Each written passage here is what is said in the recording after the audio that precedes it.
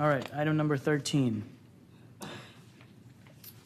All right, the big one of the night. Before we get started on that, we're going to use the rules that we used last time for the strategic mobility plan for voting and questions and so on, and we're going to have to take a vote on this. And Commission Liaison Rivera will pass the rules.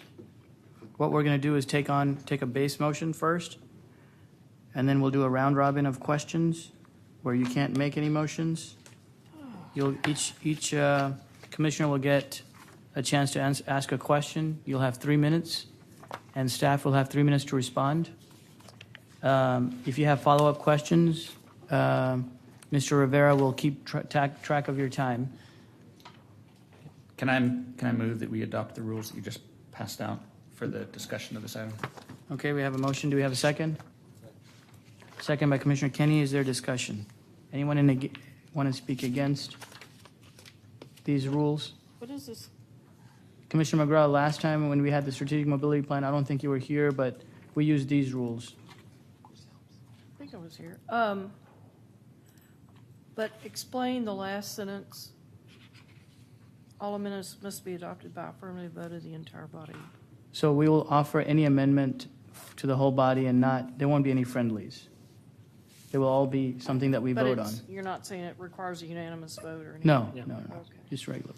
I think I want to make a hopefully friendly amendment, which is that I believe during the ASMP we moved the questioners above the commenters. Yeah, we're going to do the same as the ASMP, so the questioner 1, 2, and 3 are going to be after the two primary at the top of that table. There are no friendlies, but I'll accept that.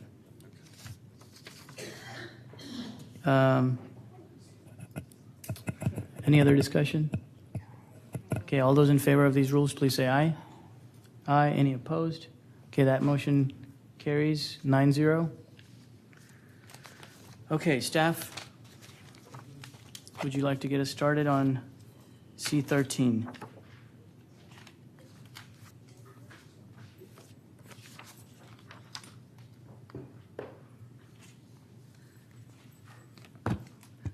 Good evening, Commissioners. My name is Lauren Avioli. I am a planner with the Neighborhood Housing and Community Development Department. I am joined by several very talented staff from a variety of departments tonight because this has truly been a multidisciplinary, interdepartmental effort to bring these code amendments to you. So I have staff here from the Transportation Department, Development Services, Planning and Zoning, the Law Department, and Watershed Protection to help answer any questions you have that are not related to the... Chair, Commission Liaison Andrew Rivera, we're below quorum. Where's everybody going? Hang on, Miss. 1, 2, 3, 4, 5, 6. Greg just left?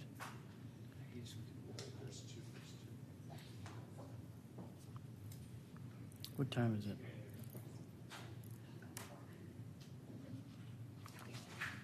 All right, thanks for coming back. Go ahead. So if you have questions that are not related to the affordability requirements, I may draw on them to help me out. I have a presentation to provide some general information to you on the council resolution that initiated the amendments and the code amendments themselves. And then you'll see you have a lot of material in your backup. So after we go through the presentation, I'm happy to focus wherever it would be most helpful to you all. We have visual representations of existing developments that could have used these entitlements. We also have several hypothetical massing models that were called for in the resolution. So like I said, we'll talk a little bit about the resolution that council initiated or that they passed to initiate code amendments, the code amendments themselves, and then get into those visual representations called for in the resolution. In February 2019, council unanimously passed this resolution, the purpose of which, and this is language directly taken from the resolution, is to increase the number of affordable units and most effectively utilize 2018 affordable housing bonds and other public funds and resources. And I'd like to call out these other public funds and resources because the proposed levels of affordability that are part of this program will require additional subsidy. The purpose of the program is truly to help our affordable housing providers, unlike the other density bonus programs that we currently have in the city that are designed to be used by market rate developers. So if you've read the resolution, you'll notice that it's incredibly specific. It initiates amendments to create a citywide affordable housing program that would apply in commercial and residential zones, in overlays and regulating plan areas, and then it lists very discrete affordability requirements, tenant protections, limitations on redevelopment, and then specific development bonuses and entitlements. It also called for a modified site plan review process for developments of up to 16 units, and we'll talk about that momentarily. And then it also provided really specific direction on deliverables that needed to come back to council no later than May 9th. That is a draft ordinance, an outline of the site plan review process, and those visual representations that I mentioned earlier. So getting into the affordability requirements, if you are developing 1 to 2 units and you want to use this program, all of those units have to be affordable. If you're developing more than 2 units, at least 50% of the total units have to be affordable. And the resolution did lay out sort of 2 different tracks or levels of affordability that could be offered. The first one we're calling sort of a type 1 bonus. And if you complied with the type 1 affordability requirements, you would have to have an average of 60% median family income or below in those 50% affordable units. In 2018, that was a little over $51,000 for a 4-person household, and the affordability period on those rental units would be 40 years. 20% of your units would have to serve slightly deeper levels of affordability at 50% MFI or below. For an ownership project, 50% of your units would have to be affordable at an average of 80% MFI or below, and the affordability period for those units would be 99 years. And regardless of tenure, whether you're building rental units or ownership units, a quarter of your affordable units would have to have 2 or more bedrooms. There are exceptions if you're providing senior housing or a supportive housing development. And again, regardless of tenure, ownership, well, I guess this just applies to rental. You would have to provide just cause eviction, tenant right to organize, and source of income non-discrimination protections. So for the type 2 bonus, you would have to meet all the requirements that I just went through on the previous slide, and then 1 or more of the following. At least 75% of the units would have to be affordable. 10% of the affordable units would have to serve very deep levels of affordability at 30% MFI or below. 50% of the affordable units could have 2 or more bedrooms, speaking to the need for family-friendly housing in Austin, or the development could be located within a quarter mile of an Imagine Austin corridor with transit. So like I said, the high percentages of affordable units that would be required here, plus the deep levels of affordability, mean that the vast majority of participants that would be using this program will have to be coming to the table with additional subsidy. That could be low-income housing tax credits. That could be funding from the city through our gap financing programs, rental housing or ownership housing development assistance, or fee waivers from smart housing, or of course federal funding from the U.S. Department of Housing and Urban Development. So at the end of the day, as I stated before, this program we do believe will enable affordable housing providers to build more affordable units in their projects. Unlike the other density bonus programs that we currently have in the city that are sort of more geared toward market rate development. There are extra requirements for redeveloping sites with existing multifamily units. So if you'd like to use the program and you're working with a site that currently houses people in multifamily structures, you can only access the program if, and this is taken from the resolution, this language about the structure being in serious need of repair and rehabilitation is not practicable, and you'll see in the ordinance there, I think starting at the bottom of page 3, subsection D, that's being defined as costs exceeding 50% of market value, and the current draft allows for the building official to make that determination. You also have to replace all of the affordable units on the property 1 for 1, including the bedroom mixes, and that's not just income restricted or subsidized units, but also any market rate units that had rents that were affordable to households at 80% MFI or below. Current tenants would get the first option to lease a comparable unit in the new development. New rents would have to be affordable to the current tenants, and current tenants would also receive relocation benefits consistent with the Federal Uniform Relocation Act.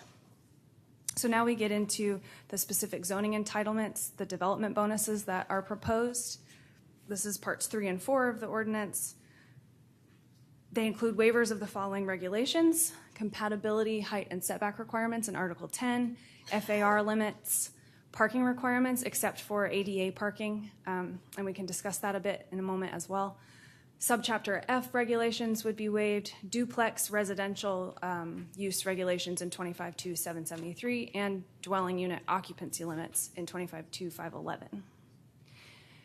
The resolution and the ordinance that we're bringing to you today also include modifications to some development regulations. Specifically, front and rear yard setbacks would be decreased by 50%.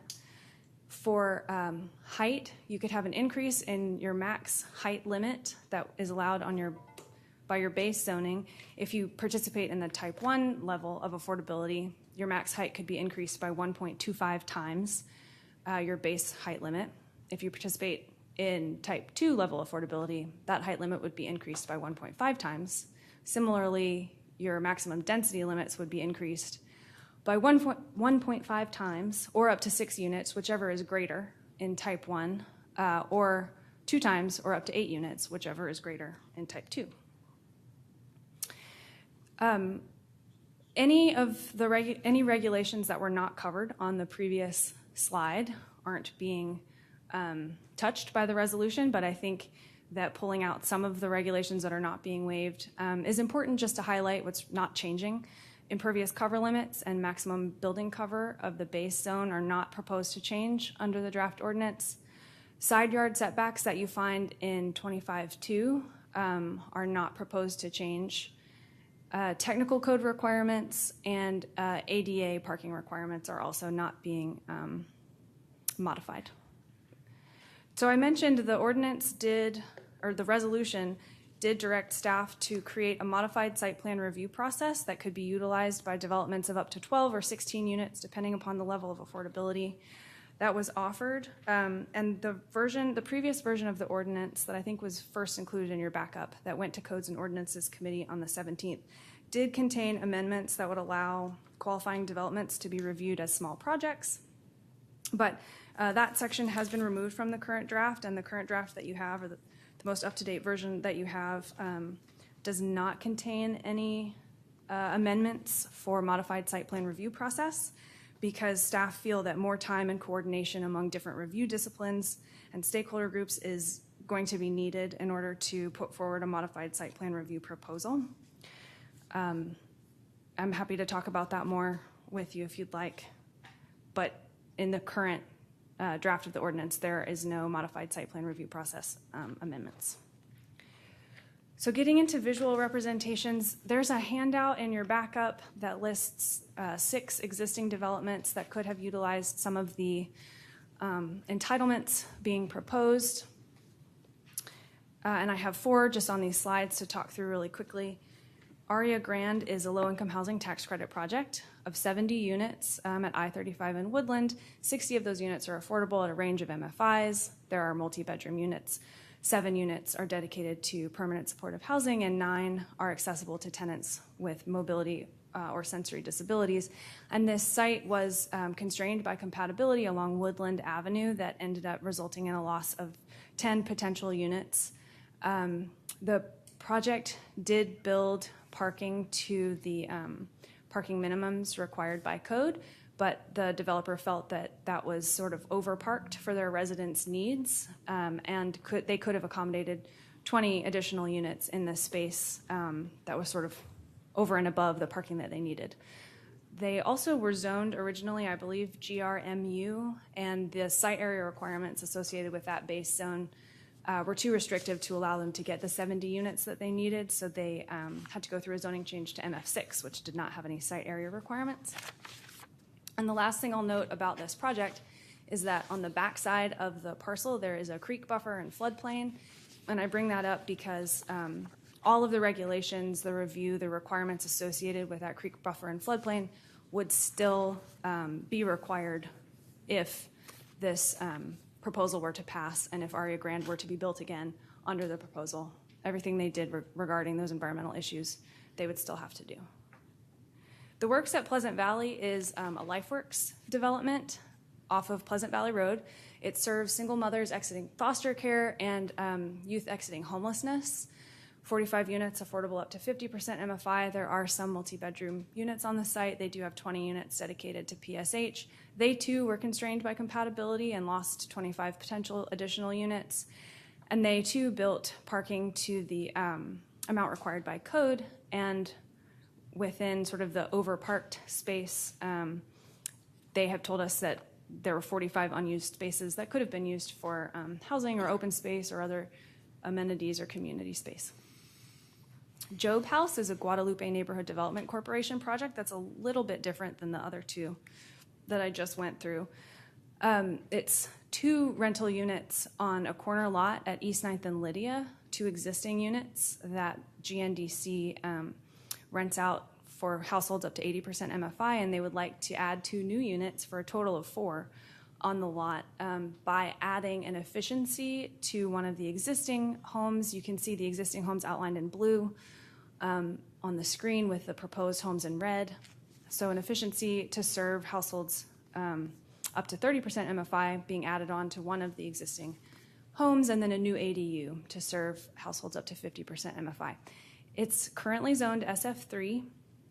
To add these 2 additional units, a subdivision was required because the density limits for SF3 would not allow 4 units on a lot. So they underwent the subdivision process.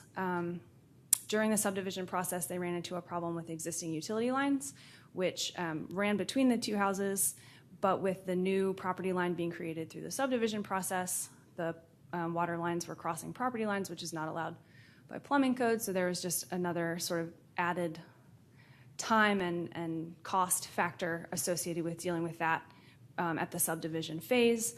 All in all, at the end of the day, this affordable housing provider, which uses public funds to build its housing, could have saved several thousands of dollars that could have been used for more affordable housing elsewhere. Finally, 4th and Onion is also a little bit different. It's located in the Plaza Saltillo Transit-Oriented Development District, and it's a little bit different because it was actually granted some special waivers of zoning entitlement, or zoning regulations rather, by City Council that enabled them to build 38 more units. So the City Council granted waivers of site area requirements, FAR, compatibility. They made modifications to height and parking, and what would have been a development of only 19 one-bedroom units is now planned to be a development of 57 ownership units serving up to 80% MFI, and a third of those can actually serve households with children or multiple people in multiple bedrooms. We also did some modeling of 4 different zones: SF2, SF3, MF2, and CS. The latter 2, MF2 and CS, we show in 2 different contexts. One that has more sort of single family adjacent to the site, and one that's a little bit denser. These visual representations were called for in the resolution, and we can definitely go through them if you would like, but I just want to highlight some major takeaways that we learned from this exercise about sort of how the entitlements kind of work together on a site and in different contexts.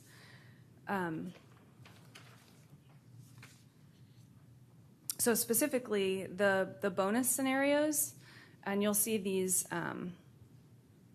different scenarios in your backup. They would be the Affordability Unlocked Type 1 and Type 2 scenarios for each zone. The current zoning obviously shows what you can accommodate on a site today. But in the bonus scenarios for these 4 different zones, they yielded between 1.5 and 8 times more units, depending on the scenario and the bonus type modeled. And like the Dash A conversation that the community was having during the Code Next process, this proposal really opens up a lot of non-residential commercial parcels to affordable housing development.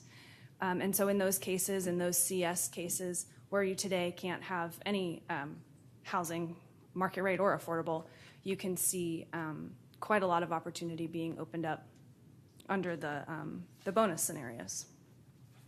I also want to note that 9 out of the 10 bonus scenarios that were modeled reached their bonus density limits or their impervious cover or building cover limits before they even exceeded their base height limit.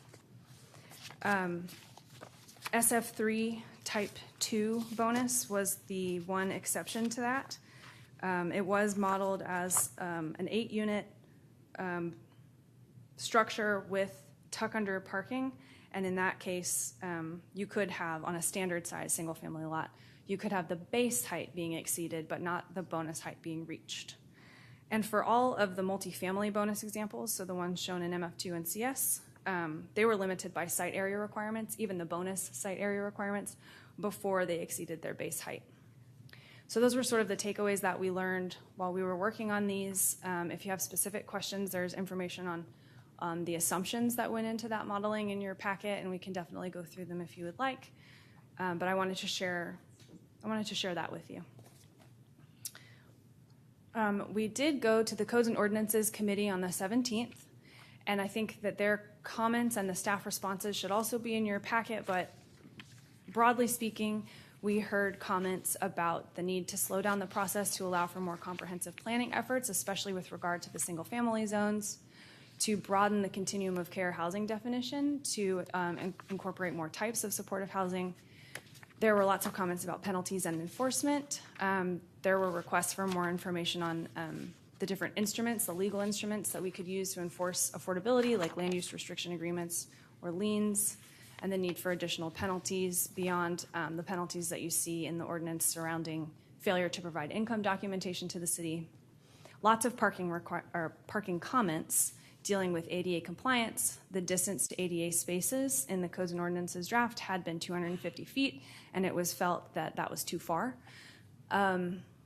There were comments to remove the waiver provision that you see in the parking section, and then general comments about affordability requirements, lengthening that 40-year affordability period to a 55-year for rental projects, and requiring 75% of units to be affordable as a threshold requirement for reaching Type 2.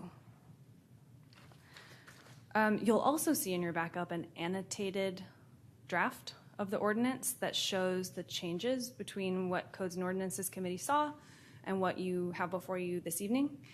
But again, broadly speaking, we changed the definition of continuum of care housing to supportive housing based on comments. A conflicts provision was added at the beginning of the ordinance.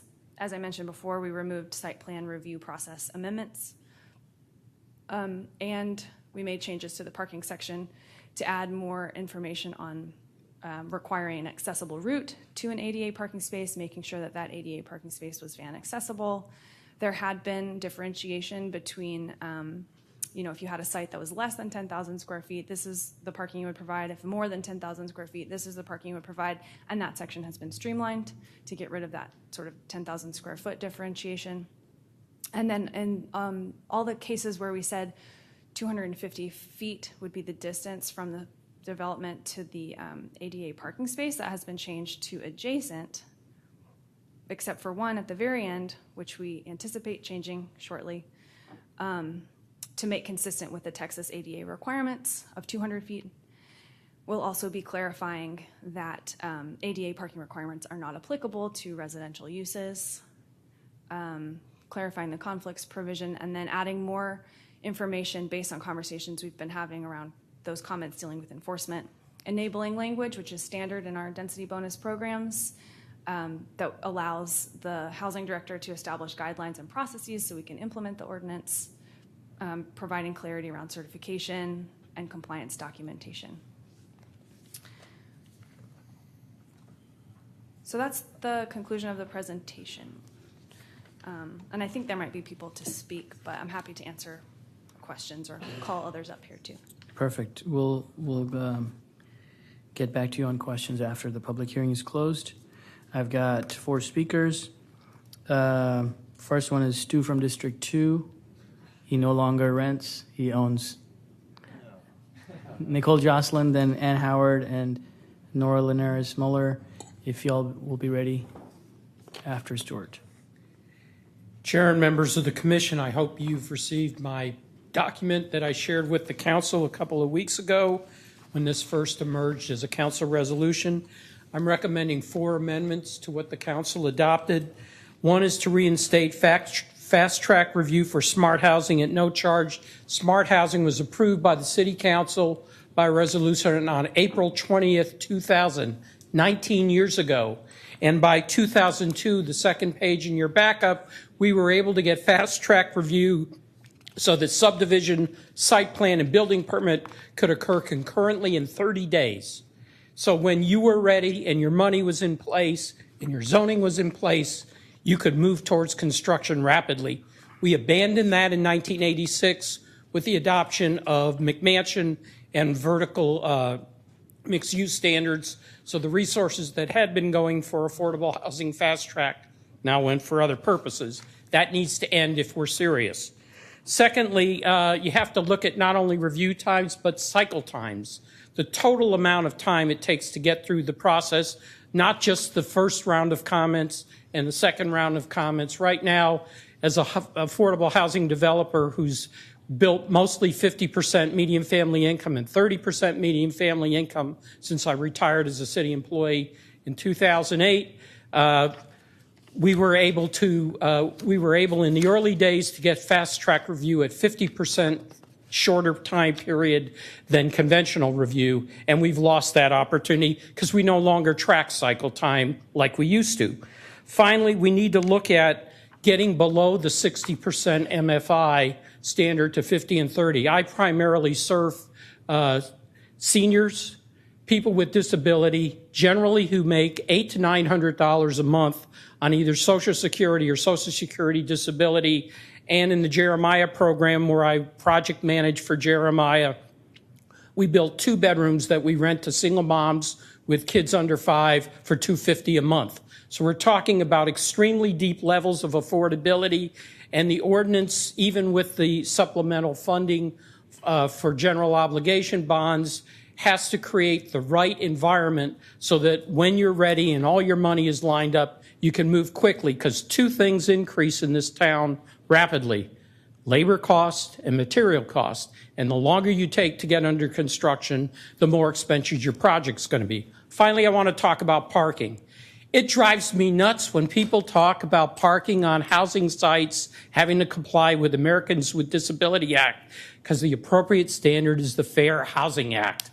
And every time we get a design professional designing to ADA and not to fair housing, we end up with a non-compliant design from a regulatory purpose from what we call ICC ANSI 117.1, which has been the standard since the Fair Housing Act included requirements for people with disability back in 1991. So if you're going to regulate it, you got to get the language right. ADA and Texas accessibility standards only applies when you have a leasing office on the site. So if you don't have a leasing office, you don't have any ADA requirements, and so there's no requirement under ADA to have any parking spaces accessible or inaccessible. So what you provide under fair housing is the driver. So if you're going to make recommendations on parking, line it up with the Fair Housing Act, not with ADA, because you're using the wrong. It's like talking about a bathroom bill when the room doesn't have any bathroom, doesn't have a bath in it. It's a toilet room. That's what we call it in the code, because it don't have a bathtub in it. So when when you use the words wrong, you get the regulations wrong, and you end up thinking that you're helping people out, but by using the wrong regulations, you're not helping the people who you're really trying to assist. So those are my comments tonight. Finally, I want to show you, I live off of William Cannon, 1 block off of William Cannon, and William Cannon will produce more affordable housing, according to the last page in your chart, than any other corridor. 1,884 units. We will be the leader in affordable housing. And when I drive William Cannon, I see a lot of small commercial businesses that will probably go out of business if we're going to achieve that outcome. So we need to be really strategic about what we're doing. This affects me a block away. I'm glad it's going to come. I'm glad more people are going to live in my neighborhood.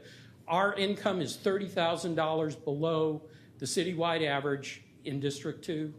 Our average price for a home is $100,000 below the citywide average, yet we are 55% home ownership and 45% rental in a city that is 55% rental and 45% home ownership. You can learn a lot by what we're succeeding in my part of South Austin, and I hope you take that into account. Thank you very much. Thank you, Mr. Hirsch. Ms. Jocelyn, you have 3 minutes. Good evening. Thank you all for taking up this item and letting me speak today. I am Nicole Jocelyn. I'm the chair of the Austin Housing Coalition and the executive director of the Austin Community Design and Development Center. The Housing Coalition is a group of nonprofit agencies and other interested organizations, businesses, and residents who support the development of safe and affordable housing for all Austin residents. We have together provided a lot of input on the creation of the resolution that has now come to an ordinance in front of you today. And we have vetted every single element of that resolution and really provided a lot of input on what are the pieces that we really need to be able to get more affordable units on the ground, especially for the housers that we have in the city that are providing those housing units every day. We believe that the ordinance in front of you today holds true to the intent of that resolution, and we hope that you continue that work. We support the ordinance as it increases our ability to leverage public funds, which we just passed with our affordable housing bond in November. And we believe this provides the flexibility that our housers need to be able to increase housing opportunities across the city. You should have a copy of the Housing Coalition letter in support of the resolution that started this whole thing. And it kind of lays out more details about why we support this resolution. But with my last couple minutes, I'd kind of like to take my Housing Coalition hat off and be a real human for a second and talk about just what I think as a resident of East Mary Street, what I really see as a value to being able to provide neighborhoods that support the community that we want to live in. So I see that this resolution really supports the type of healthy and inclusive neighborhoods that we want in Austin. And I know that personally, I have neighbors that are going to sleep on the street tonight. And I have neighbors that worry about their children's ability to be able to access housing in the city in the future. I have neighbors that struggle to find opportunities for their families to stay in place. And I think that this resolution is really important to be able to provide places in our neighborhoods where neighbors of all kinds can have the opportunities to thrive in our community. So thank you so much, and happy to answer any questions. Thanks. Thank you, Ms. Jocelyn. Ann Howard, you'll have 3 minutes. Good evening. My name is Ann Howard. I'm the executive director of ECHO, the Ending Community Homelessness Coalition. And I just wanted to thank you and all the staff that have worked on building this ordinance based on the resolution. We support the Affordability Unlocked resolution and the ordinance. We think it'll help create additional affordable housing. And we have 3,500 households who we know by name and where they're sleeping outside or in a shelter.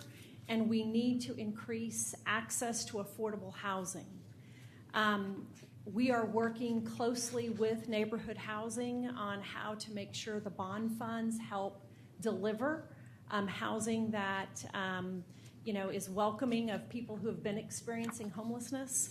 And we think this resolution and this ordinance is a good step to create the environment in which we have enough new affordable housing to make more of it accessible to people experiencing homelessness. We wanted to welcome Yves to the commission. Thank you very much. Thank you. Nora Linares Muller, you'll have 3 minutes. Hi, my name is Nora Linares Miller. I'm the executive director of Housing Works Austin. We're a mission-driven research, education, and advocacy organization, nonprofit organization, and we've been working on affordable housing solutions since 2007. Our mission is our mission is to research and advocate for all kinds of homes in all parts of town for all kinds of people, because we believe that everyone should have an opportunity for a secure and affordable home. We have worked closely with our advocacy committee, our board of directors, who includes a broad coalition of affordable housing leaders, nonprofit developers, scholars, and advocates through several parts of this ordinance, starting with the resolution and many, many changes that have occurred since the beginning. We are collectively thrilled that this ordinance presents the opportunity to achieve our mission and possibly put more affordable units on the ground, so much needed in our community, and that it will also take advantage and leverage the $250 million bond program that has been passed. We hope that this ordinance maintains its integrity through its process, and we believe it's an opportunity for us to find more solutions on being able to put 60,000 units in our community in the near future. We had provided 2 handouts. The very first was the letter that we sent to council members and the mayor in support of the resolution initially. And then the second thing is a handout that you will see that has 2 examples of 2 units, 2 programs that are currently in its planning stages, that if this ordinance does pass in the future, it might be able to actually change the number of units that would be on the ground. So with that, I want to just say thank you for your time, and we appreciate all of your efforts on putting more affordable units on the ground. Perfect, thank you. All right, so that's all of our speakers. Do we have a motion to close public hearing? Motion by Commissioner Schisler, second by Commissioner Kenny. All those in favor, please say aye. Aye. Any opposed? Okay, that motion carries unanimously, 11-0. So, commissioners, we're going to follow these rules. We're going to start with a base motion. Is there a commissioner that wants to make a base motion? Commissioner Azhar? Is your base motion just staff ordinance? Yes, and then a few amendments that will. Yeah, okay, great. So motion by Commissioner Azhar, second by Commissioner Howard. All those in favor, please say aye. What? No, we're not going to approve it to the end. What? We do the amendments first. Amendments first? Yeah. And approve all of them together, okay. All right, so now we're on to, We approve the individual amendments, but then we Sure. approve them. Excuse me, can I ask a question here? Sure. This was really dramatic to be at Codes and Ordinances, and we had a very short time to take all of this in and make recommendations, which was just terribly insufficient. And I'm wondering now, I know the council said it has to be back to them May 9th, but I'm questioning, does anybody have an update on that schedule? Are they going to hear this on May 9th?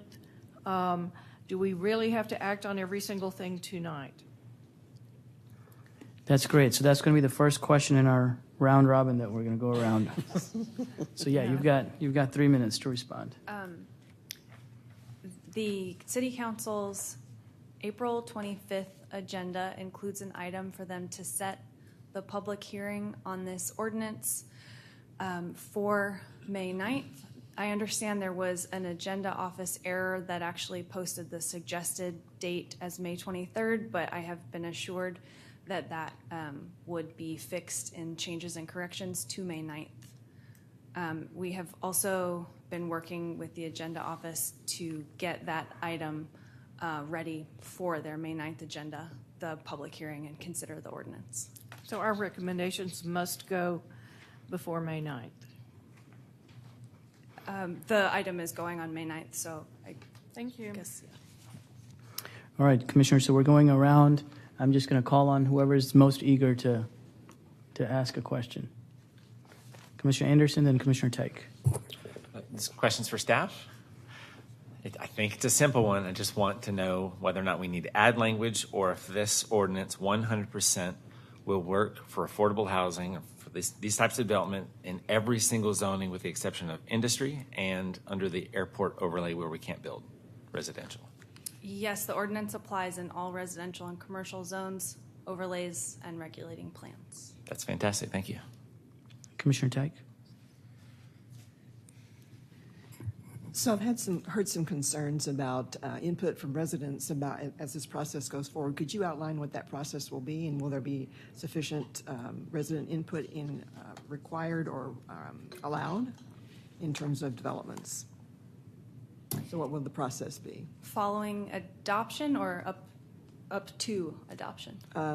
Following adoption. Following adoption.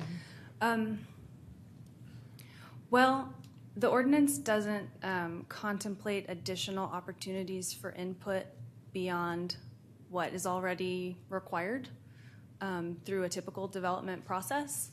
The ordinance does allow for affordable housing developments that meet the requirements to be in any residential or commercial zone without a rezoning. We do have, so I mentioned most of the projects that would be utilizing this program would come with subsidy. And so the lion's share of those are getting funding from the city. And we have a housing investment review committee that looks at all of those proposals that staff recommends funding. And those are all open to the public, and developers come and present their projects there. Similarly, for the low-income housing tax credit developments that are not getting funding from us, they're required to go through public hearings at council, and those are obviously publicly open too. Okay, thank you. Commissioner Schneider?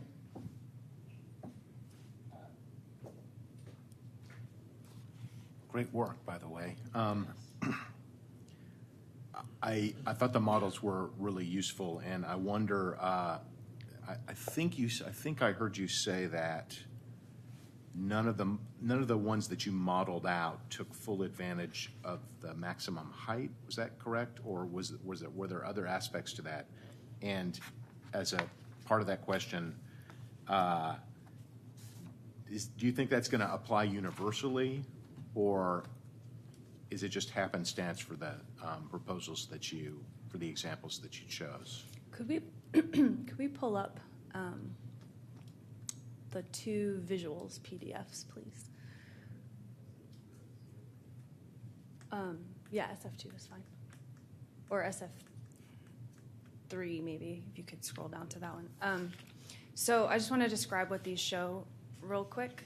You'll see sort of a transparent box. I wonder. Okay. So you'll see a transparent box that represents maximum entitlements relative to the height limit, setbacks. Then there's sort of that grayer box. And can you scroll down to the next one, please? That gray and purple box. And so the gray and purple box was staff's attempt to show what an example project could look like. And we did, I want to note one thing that actually needs to be updated on these. It says no parking is required, but as you would see from the draft ordinance, some amount of ADA parking is required. Just want to note that. But the example buildings, we pulled information that we've seen affordable housing developers use in projects across town, and made some assumptions about the parking that would be provided. We assumed that these would have parking spaces, at least one, and you can see the ratios in the assumptions. This is just like a massing example. Obviously, there's no doors or windows or building articulation. It's just one building with tuck-under parking, but there are lots of building types. So in these examples, we were governed by like typical unit sizes and unit mixes. So one could build up to the bonus height limit if one wanted to, but what we found was you might end up with units that were much bigger, like 2,000 square feet, because at least in these SF examples, you're limited to 6 or 8 units. So you might end up with really large units. We would expect affordable housing developers who are bringing subsidy to deals, trying to make every dollar stretch, that they would go sort of horizontal before they would go vertical. Other questions? Commissioner Kenny? Just going to take the prerogative under the rules since it's a question or a comment, and I just wanted to read relevant section of the council instructions, since they're directed specifically to us. The council, this is part of the whereas clauses of the resolution. It says, the council acknowledges the planning commission may recommend modifications to the amendments described in this resolution to best achieve the goals in Imagine Austin. Planning commission should consider how to ensure that the program maximizes affordable housing, meets our transportation goals, and to consider the use of transportation demand management plan as a tool for transportation needs as appropriate and meets the housing and transportation needs of people with disabilities, and may review setbacks, buffers, and other options to address transitions between adjacent properties with the intent of not reducing the positive impacts of this program. So this resolution was passed unanimously by council, and I know I love to tinker. I know others don't, but there are others that do like to tinker here. So I just want to keep in mind that council has given us unanimous explicit instruction not to impact the productivity of this bonus, and that while of course it's our prerogative to go outside council bounds and recommendations, I don't know that that's a good use of our time. So I just want to make sure that we keep that instruction in the front of our mind, and also that if there are kind of complex things that we don't really have the information to evaluate in front of us in terms of amendments, that council has some additional time and it might be best left to them. I know that all of those offices are paying close attention to this and are looking at it.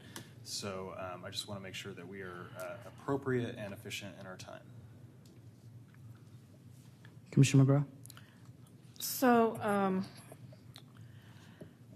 I know from the models, and Chair, Commission Liaison Andrew Vera, that's the second question from McGraw. Oh, I'm sorry. Did you use over 3 minutes? Have a balance of a minute 30. What's that? Have a balance of a minute 30. Okay, so she could ask another one? Go ahead, Commissioner McGraw. So during codes and ordinances, since this has a very dramatic effect on single-family areas because it takes away all the compatibility and contextual protections for those areas and can result in a building 40 to 60 feet tall just being dropped between two houses, the question came up of how many of these are likely to happen, and there was the thought that, well, maybe not very many, and my thought is one on a block kind of could really impact people living there. Staff didn't seem to have any idea of how many of these might occur in a single family area. Do you have any better idea? I mean, I think that what happened was people felt like, well, if there's not going to be much achieved by dropping these on single family blocks, why do they need to be included? And so we're trying to gauge how many of these might happen as great big developments dropped into single family blocks. That's really my question. And how can we get to that answer? I can tell you that on a typical year, we get somewhere between 2 to 4, 9% low-income housing tax credit projects, maybe 5 to 10, 4% low-income housing tax credit projects. Those are large developments. So then we may fund an additional 5 to 10. And typically, those are large developments. We do have about 5 community development corporations that operate in the city, Guadalupe Neighborhood Development Corporation being one of them, that build smaller scale, typically single-family detached homes, or as you saw in the example, maybe some sort of duplex or home with an ADU type models. But so that's only 5 providers, and not all of them are building in a given year. So I think my answer remains that it's hard for us to gauge what we'll see with the bond. We have a lot more money to provide. And frankly, this opportunity has not existed in the city up until this point. We tried to create sort of missing middle type opportunities under Code Next, but since that hasn't moved forward, you're really kind of constrained by the code in terms of the building types that you can put on single-family lots or larger lots. So I think those numbers may be a handful, maybe 5, and a lot of those projects are going to be big or bigger than you could fit on a standard single-family lot. So my answer, I think, remains pretty much the same from codes and ordinances. It's going to be a few. A what? A few. I mean, not more than Citywide. 5. I mean, because you're still looking for affordable housing developers who can get subsidy to build the units. And that's really going to be the constraint. Perfect. Commissioner Shaw? So I'm trying to visualize the unit mix and the potential units that whether they can be separate together on a SF2, SF3. And I think you said something earlier about your modeling and that you cut it off for 6 or 8 units. So my question's, I'm trying to give you a lot of information. So I thought there was a higher, that was a minimum, that as long as you're below your height cap, you could go up to 12 or 16 units. Not that that could be possible with the IC limits, but I'm still, 6 to 8 was a minimum. It was not an upper threshold. It was a maximum. Can you show me that? Oh, sure. Can we go back to the... We might want to go to the resolution. To the resolution instead of the presentation? Slide 11 on the presentation talks about the density limits, and that mirrors the language from the resolution. It does say, 1.5 times your density limit or up to 6 units, whichever is greater. Yes. But on your single-family lots, the 6 units is going to be greater than 1.5 times your dwelling units per lot limit. When you get up to multifamily zones, then you're going to have that 1.5 times your density limits being greater, and 6 is probably going to be much lower than what you could accommodate on a multifamily lot. But it all goes back to what your base zone density limit is. Does that make sense? So I'm just trying to, so at 1.5, if you have a multiplier of 1.5, you're saying that that would not create more units? Because you could go up to 1.5, but you're saying that would not exceed the 6 units. Is that what you're saying? So we could take a zone as an example, because that might be helpful. If you look at an SF3 zone, the number of units that you can have on a lot by current code is 2. You could multiply 2 by 1.5, but that's going to give you a number that's lower than 6. So in this case, 6 is your max. I understand, because the units, the 1.5 is on the units, is the density metric. Okay. And so that would be, so that's why you cut it off at 6 or 8 for your modeling. For the SF2 and SF3. Okay, yes. and those don't necessarily have to be in one unit. Those could be separate, smaller units. Yeah, and, they could be a variety of building types. Mm-hmm. All right, thank you. Any others? Commissioner Howard? So I just want to applaud the staff for just a quick turnaround. I mean, a lot of interest in this, and certainly want to applaud the staff in terms of how quickly we were able to put all this together.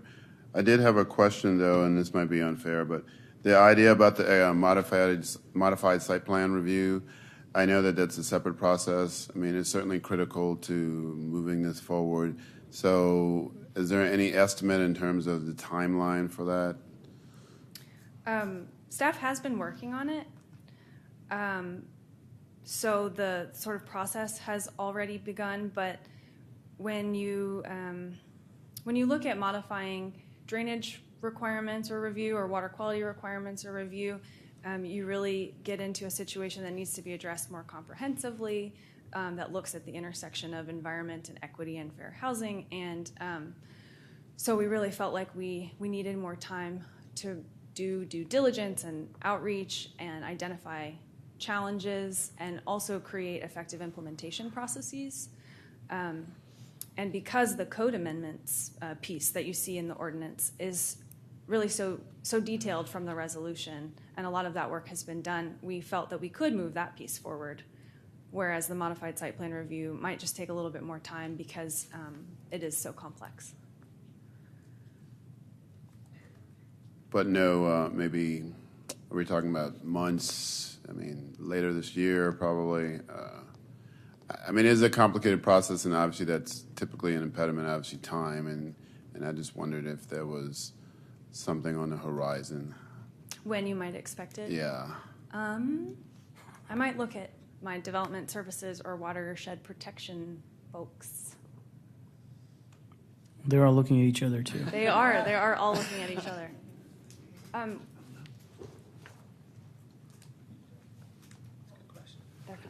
Yeah, that I hope was this going to be doesn't my eat into the that was 3 going to be my minutes. question as well. So I'll throw in my 3 minutes. Donna Glady, Development Services Department. We will be looking at direction from council.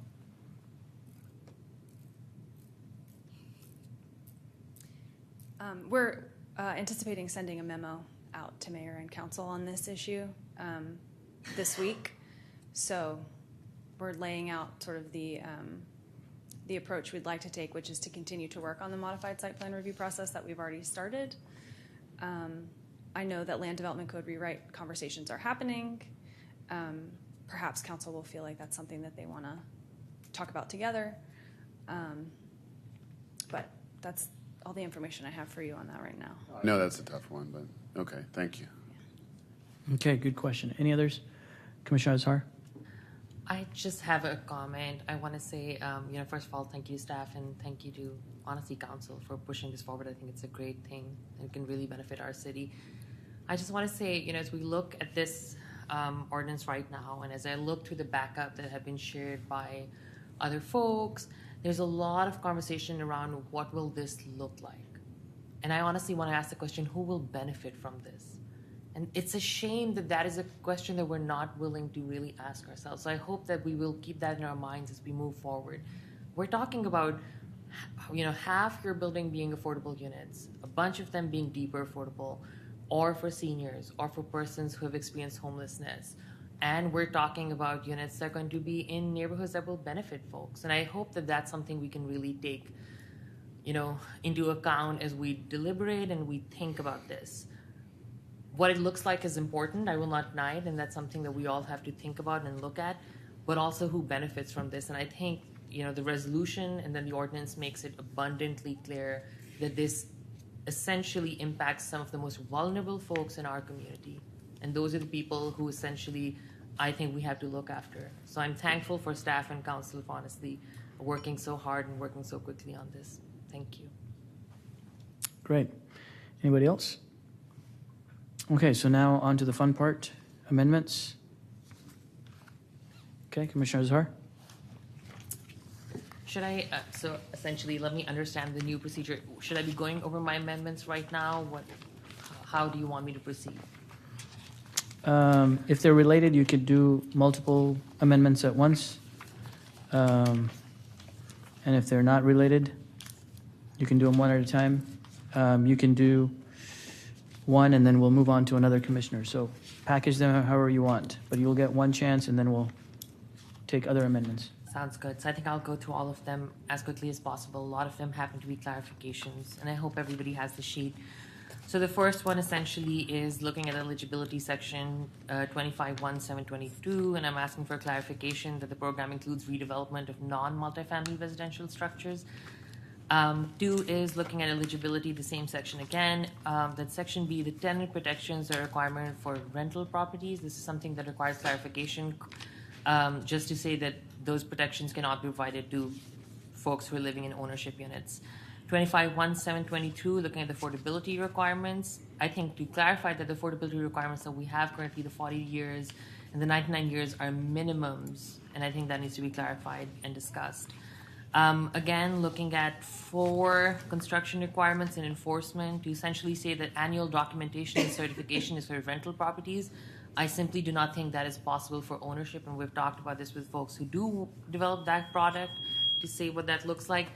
5, and I think this is essentially to clarify something that was coming from staff's modeling. What we saw was that the minimum site area requirements are impeding the ability of the ordinance to achieve the affordability aspect. So again, going back to the resolution and what has been required of us by council, I think we need to work on waiving minimum site area requirements. 6, the eligibility. I think this is, again, partially clarification, partially building on something to say that 25% of the affordable units to include 2 or more bedrooms or supportive housing, or housing for older persons, or any combination of the three. And I think this was something that had not been translated well from the resolution. And the seventh is essentially something that we had heard from tenants advocates, and I think this is something important. We're being asked that to the eligibility section, again, 251722, we now add the RHDA, the Rental Housing Development Assistance lease addendum requirements to tenant protections, because they essentially go beyond the current tenant protections that we have in the ordinance. So essentially that's my amendments. As you can see, a number of them are clarification. Some of them are going a little to make sure that we're meeting the intent of the ordinance. And I'm willing to answer any questions. So we can take up to 3 questions. Commissioners, you can ask the motion maker or you can ask staff. Let me see, is there a second before that? Sure. Yeah, is there a second? Okay, second by Commissioner Kenny. Questions? Commissioner Shaw. So I too had some questions and answers back from staff about how to increase the number of ownership units, because I was concerned that within single-family neighborhoods, there is really not a mechanism for creating more lots and therefore, more units that could be owned. And so we would kind of be mostly rental units. And so my question is, what would be if we're to remove the minimum site area requirements? I'm a little uncomfortable with that, but is there a minimum site area requirement that we could maybe go to in the code that might be something we could consider as a minimum instead of just removing them in total? We cannot regulate land development based on the method of ownership.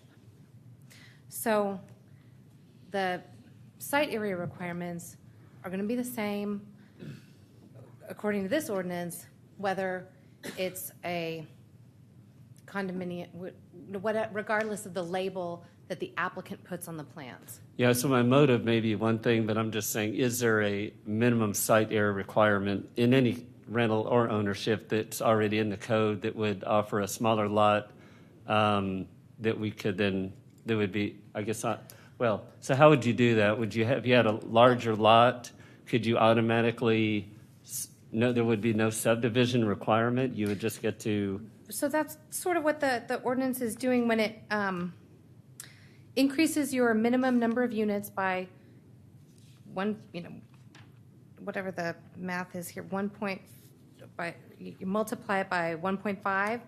So you would take whatever so maybe you're in a CS zone or right here on line 180, part D, it's talking about. So let's just, for an example, take something in L zoning and the minimum site area requirement is 1,200 square feet for a dwelling unit with 2 or more bedrooms. So upon review, we would say, okay, based on this site area, divided by 1,200 per dwelling unit equals, let's say, 20 units. And then I say, oh, you're eligible for the bonus, and we can take that number 20, multiply it by 1.5, and get, what is it? I don't know. 30. It's late. It's late. This one is 30. Thank you, Jim. So all of the site area requirements are part of that base zone, is how the ordinance is working. However, some zones limit some zones kind of say this zone can have 1 unit or this zone can have 2 units. Other zones have this minimum site area requirement. And so this ordinance allows that whatever method that the land development code determines your minimum site area, you can then multiply that site area if you meet or multiply that number of units if you meet the eligibility requirements. Chair, I move we extend the meeting for an hour. Okay. Second by Commissioner Anderson. All those in favor, please say aye. Aye. Any opposed? Okay, that motion carries. Commissioner Thompson, okay. Commissioner Schisler? Question? Second question. Commissioners, remember you have 2 minutes to ask a question. You can ask a follow-up question. If you don't go over the 2 minutes, staff has 2 minutes to answer. So was the 150% or 1.5, was that in their ordinance that the council passed? Or not the ordinance, the resolution? Yes. And so then it was carried over. Same language, 1.5 times, 2 times into the ordinance. Is it 1.5 or 2? Well, it depends on your level of affordability. Oh, so okay. if you're doing type 1, it's 1.5 times. If you're doing type 2 level affordability, it's 2 times. So if we get rid of the area requirements, then you would automatically be able to just do the lower level, is what it sounds like. It would probably be kind of like the FAR waiver. So the ordinance waives your FAR limit. It would just be sort of a similar thing. It would just waive your site area requirement limit, I think. Right, I'm understanding that. Right. But if there was no site area requirement, then you could automatically, you wouldn't have to go to the two times. You could just do however many you wanted. Unless you waived it as a type 2 bonus. You could do that. Okay, thanks. All right, one last question. We have 3 questions, guys. Once we do the motion, we don't have an opportunity for questions, so use these questions wisely. Commissioner Kenny?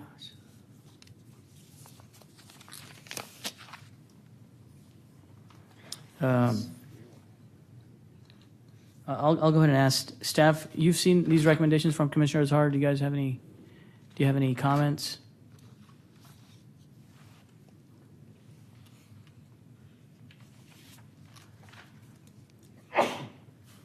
Bless you. Thank you.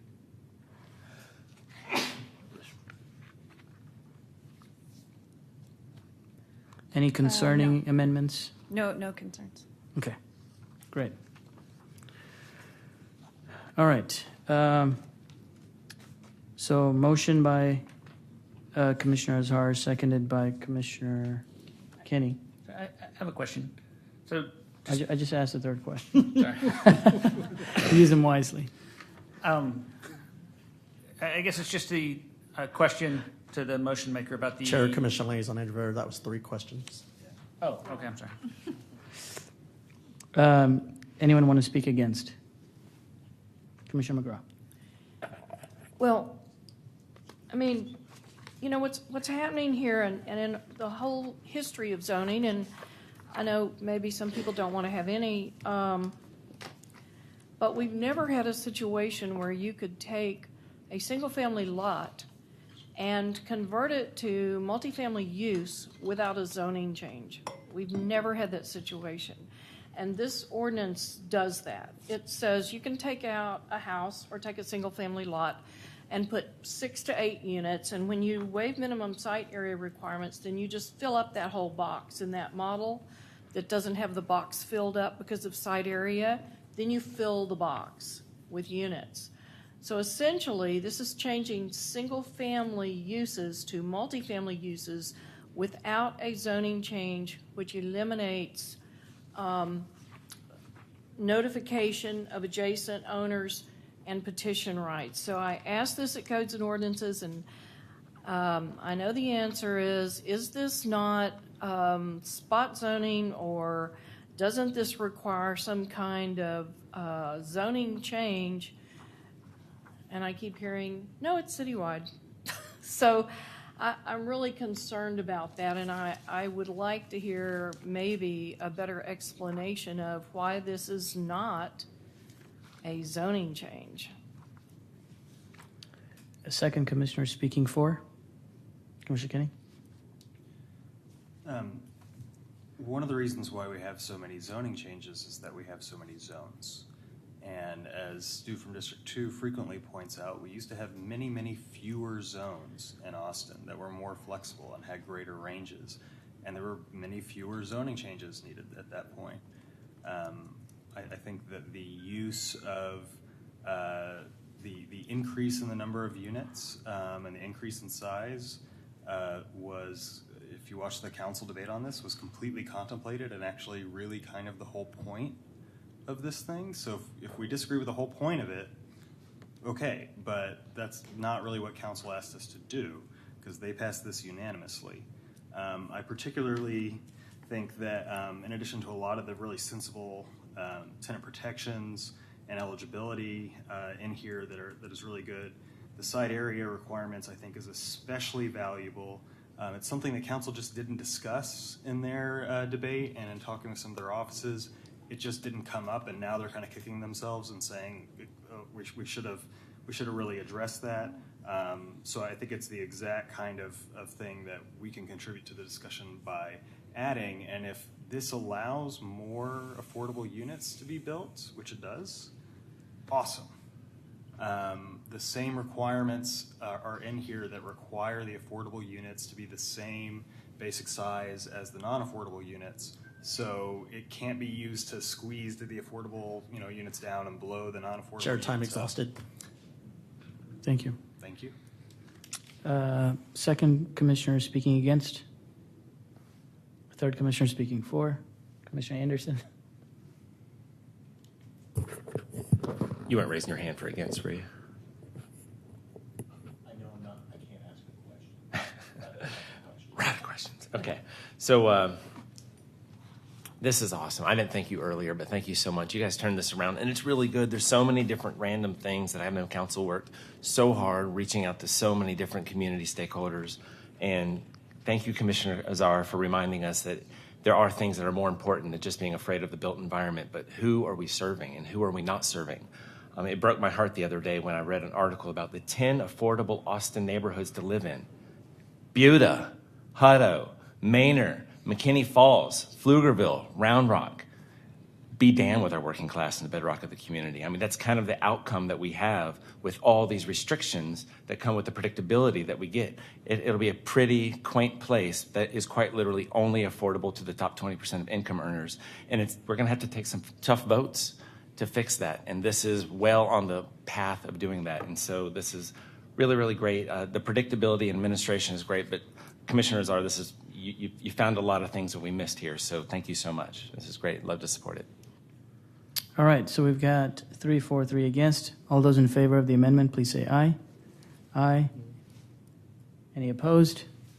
Okay, so that motion carries 9-2. Did we vote on one or the whole page? What did The whole we vote page. on? The whole page. The whole page.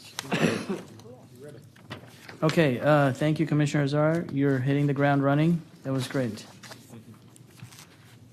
More amendments, commissioners? Commissioner Shaw?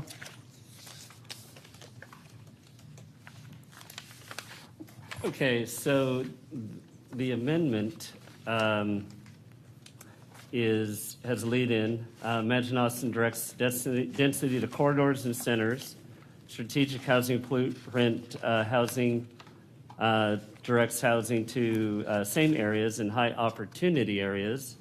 Strategic mobility plan also adds density near transit priority network roadways.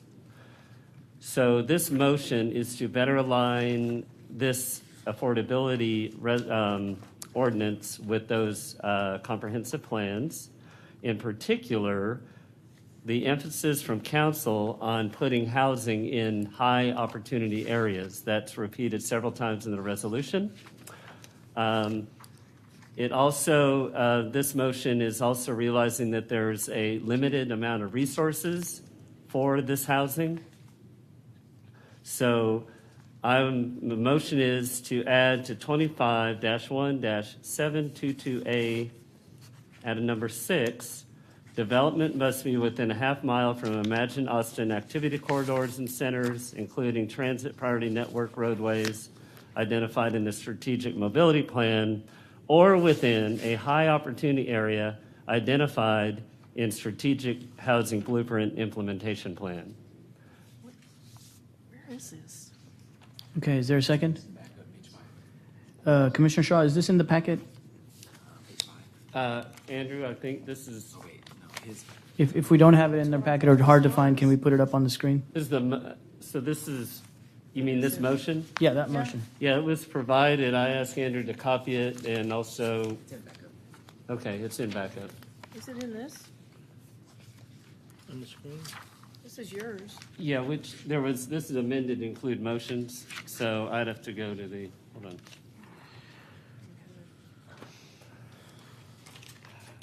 Andrew, do you know what backup item that is offhand? 10, page 10. Commissioner Shaw, your items begin on 3 of 20 of the packet. What page is that? She's saying page 10. Yeah, this is, if it's, yeah, it's bulked with a bunch of others, so my page numbers are, I think, on mine it's 5 of 16, but I don't know, did you combine it with several others for the backup? Let me find it. Let's see. I found it on the backup page, just marked Shaw, page 5. Yeah, that's page 5 of 16, and the one, What about 20? What about out of 20? Yeah. We're looking at out of 20. While we're looking for it, can we get it up on the screen? Commissioner Shaw, could you hand it over? yeah, it's on 5 of 16 in my backup. Yeah, we have 20. Yeah. We don't have If y'all 16. look at the, go to the Austin Planning Commission website and on the agendas, and then click on the Shaw exhibit. You can see it there. Is that how that works? Chair, if we can decide if we're going to use the packet or the single one commissioner submitted amendments on the webpage, that would probably be helpful. Tell me those two options again. On the webpage, it has the single submitted commissioner amendments, and then on the dais, you should have a packet with 1 of 20. Okay. Let's do singles so we can identify which commissioner.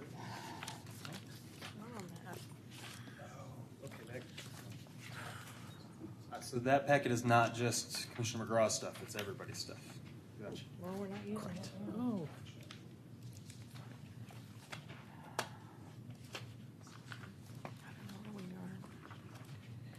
Commissioners, is there opposition to use the stuff online?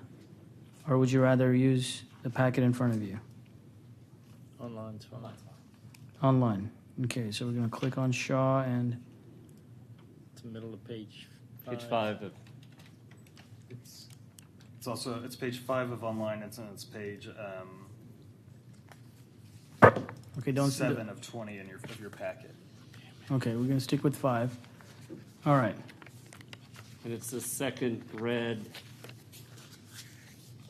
section. Perfect. Okay. All right. So now, do we have a Is there second?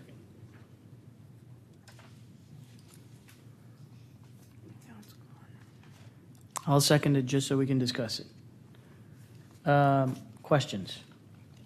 Commissioner Kenny. This is a question for staff. Hi, have you seen the motion? Okay.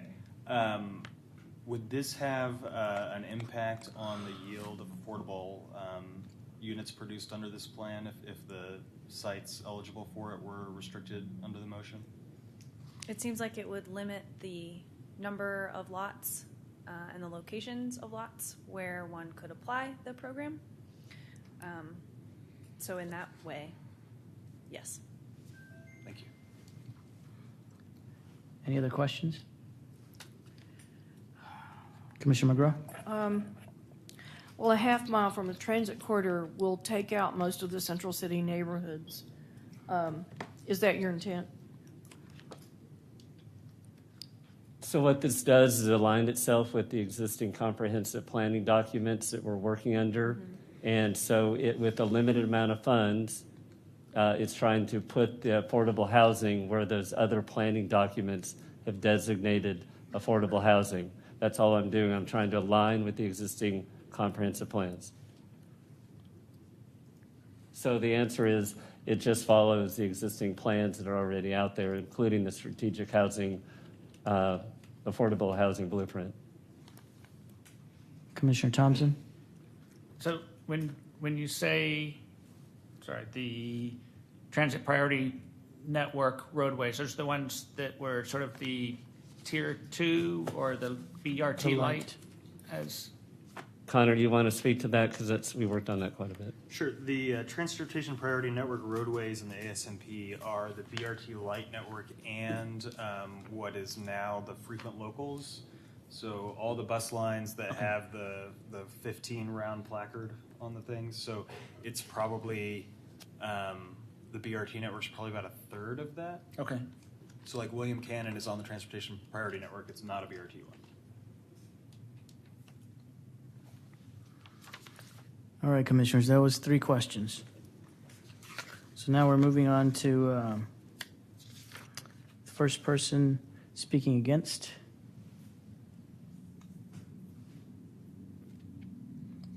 Commissioner Kenny? I hesitate to speak against because I really appreciate what you're doing, Commissioner Shaw, and I agree that it aligns with our plans. My understanding, though, is that the source available funding, with this resolution is going to produce a few thousand units of the many, many thousands of affordable units that we need. So I would be looking to our bonuses that we develop under the Land Development Code to maybe be sculpted more to these lines.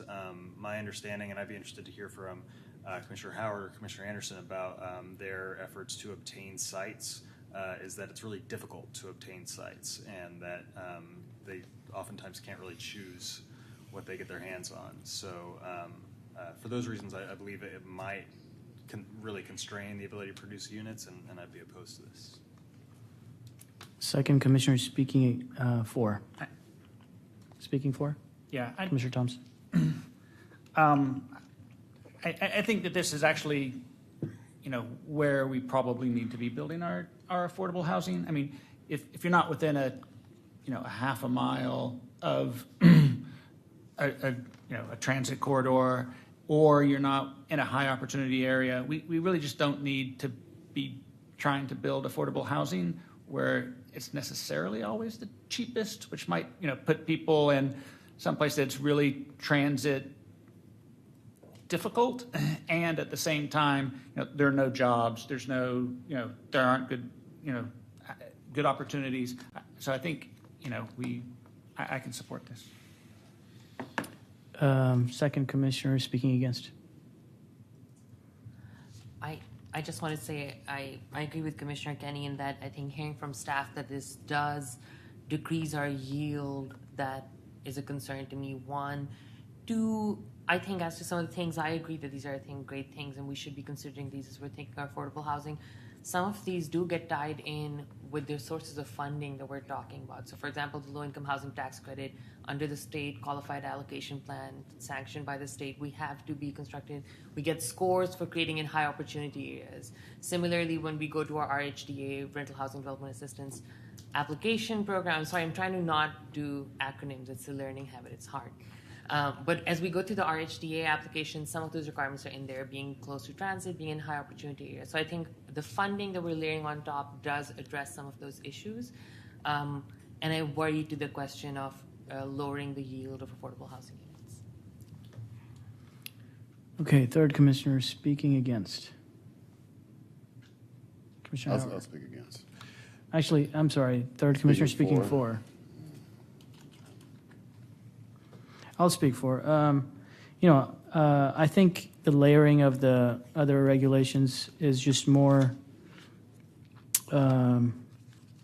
argument for creating this alignment. So I think there's a lot of merit in creating this alignment.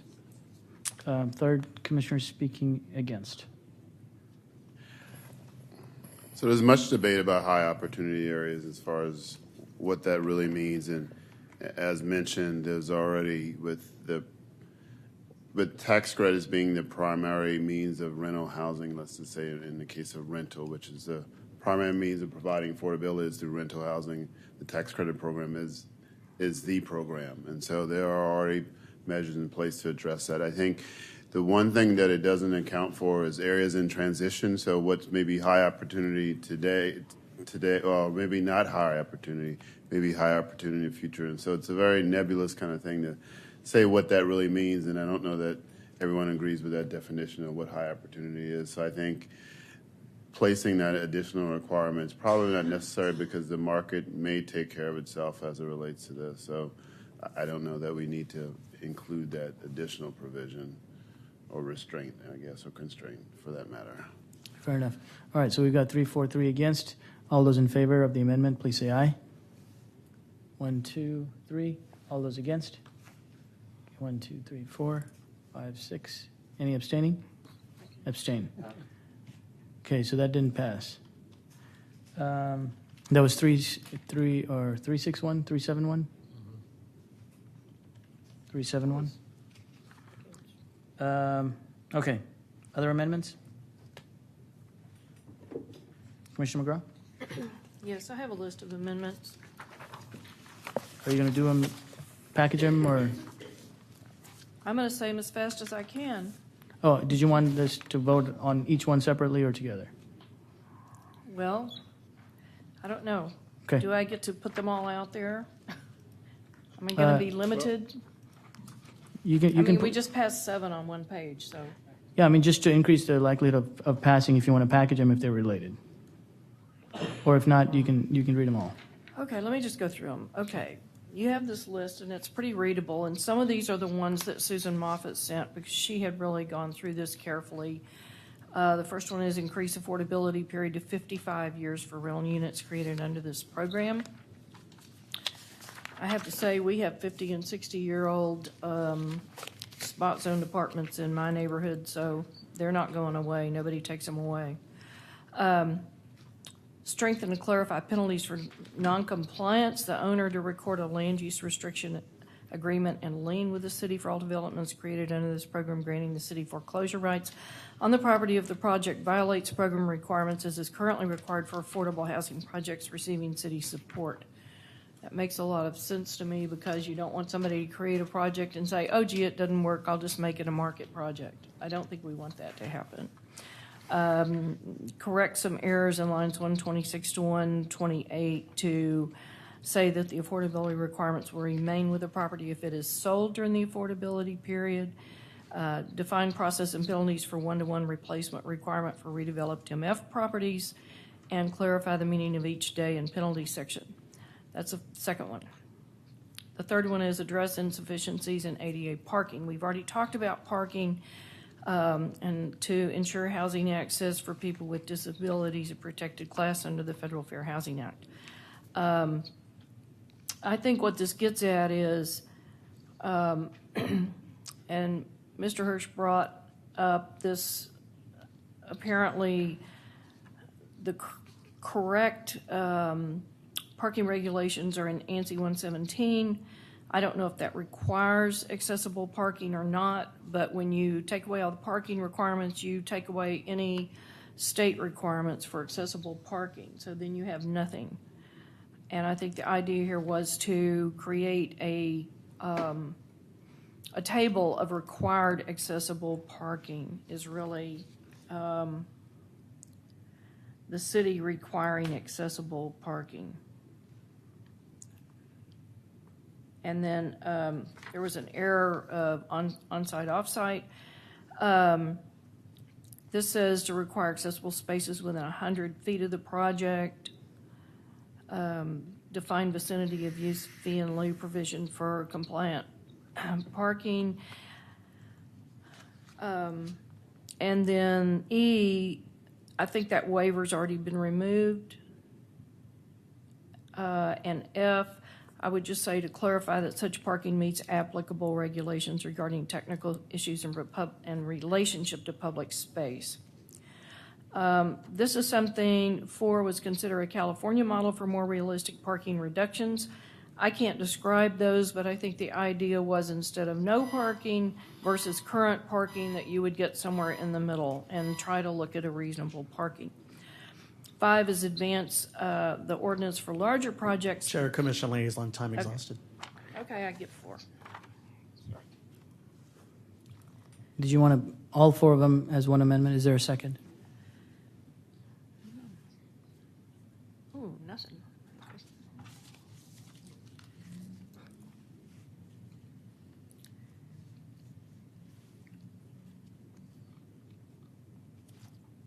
No second? No second. Okay. Any other commissioners? Commissioner Shaw? Well, Jake, did you have one? Go ahead, Commissioner Schisler. Do you have an amendment? Well, I was just going to request that the verbiage be corrected per Stuart's earlier comments about using the right reference for the handicap requirements. Okay. Is there a second? Second by Commissioner Shaw. Questions? Chair. Commissioner Anderson? Can we ask staff what their take on that is and whether or not they agree?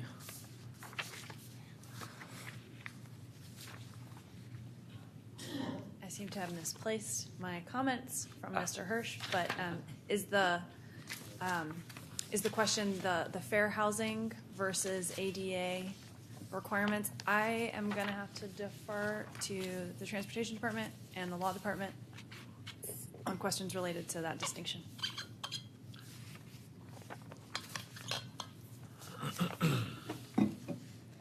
Aniko De Austin, Transportation Department. When we were advising on the ADA, we often look at what our existing code requires, and so we mimicked what we already require, where we've eliminated parking requirements, which is in the downtown area, and so we stand behind what is here. If there's another way to do it, we can certainly research that between now and Thursday. But we feel confident that this is adequate to move forward, but can research the new information that was provided to you. Commissioner Anderson, was that your question? If there's some time left, would you like Mr. Hirsch or? First, Ms. Avioli.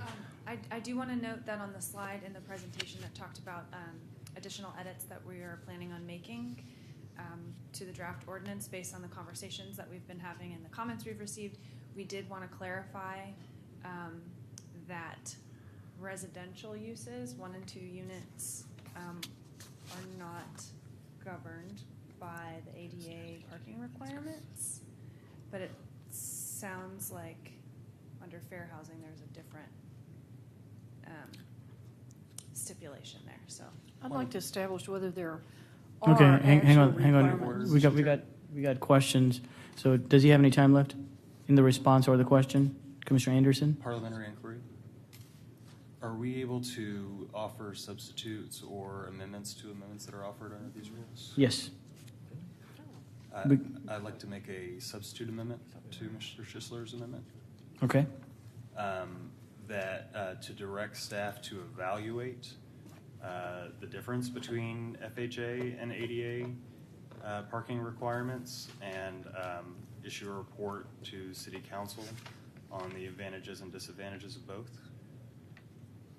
Is there a second? Second by Commissioner Anderson. Are there questions? Commissioner McGraw. Well, I think one of the questions has to do with this distance. The downtown says within 250 feet. That is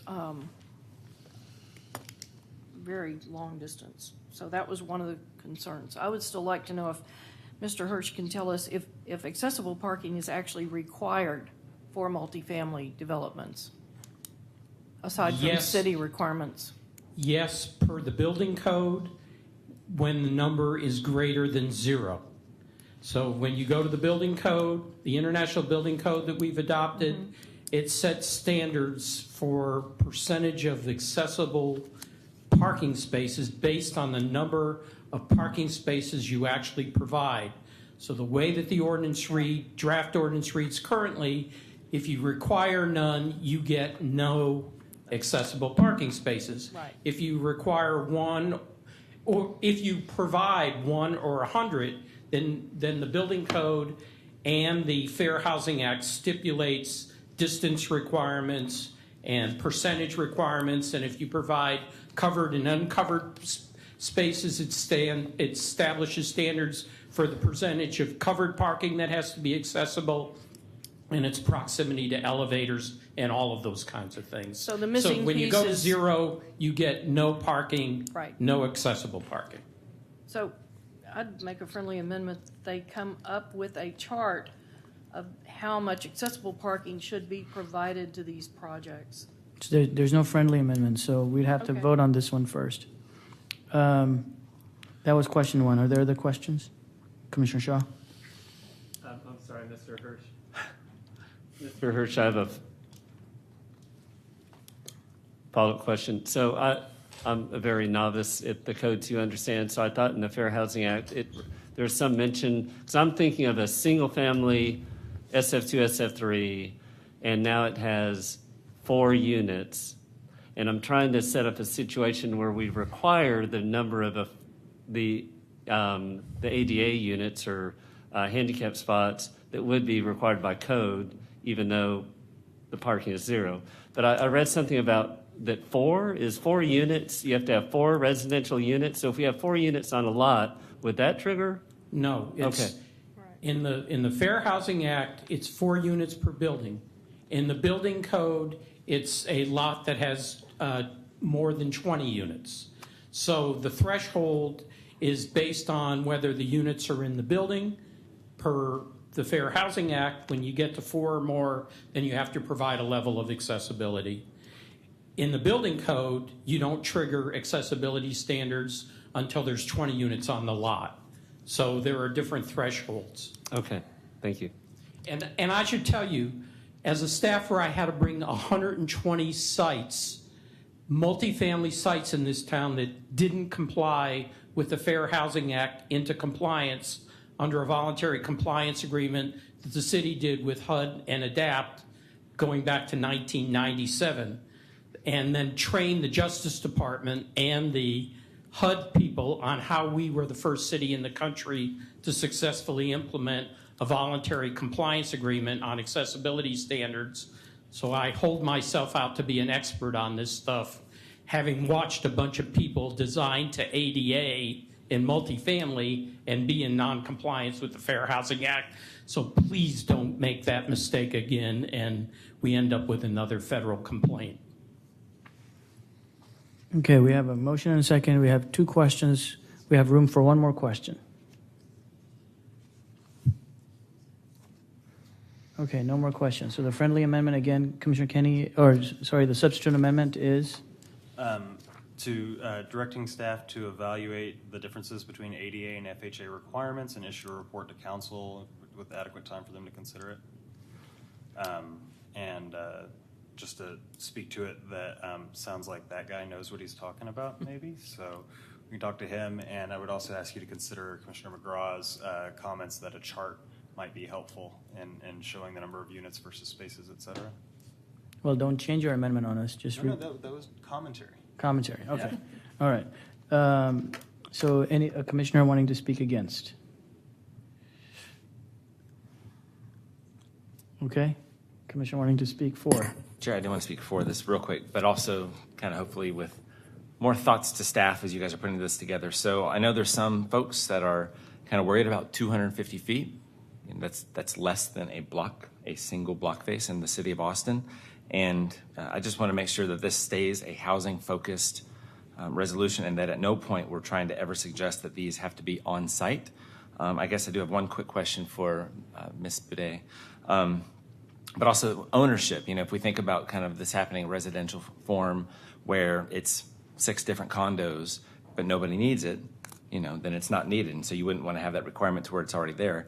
And then an urban site as well. Like you're going to have to chew through a stack of units to get it on an urban site. But Ms. Boudet, I have a question for you that I typed up here.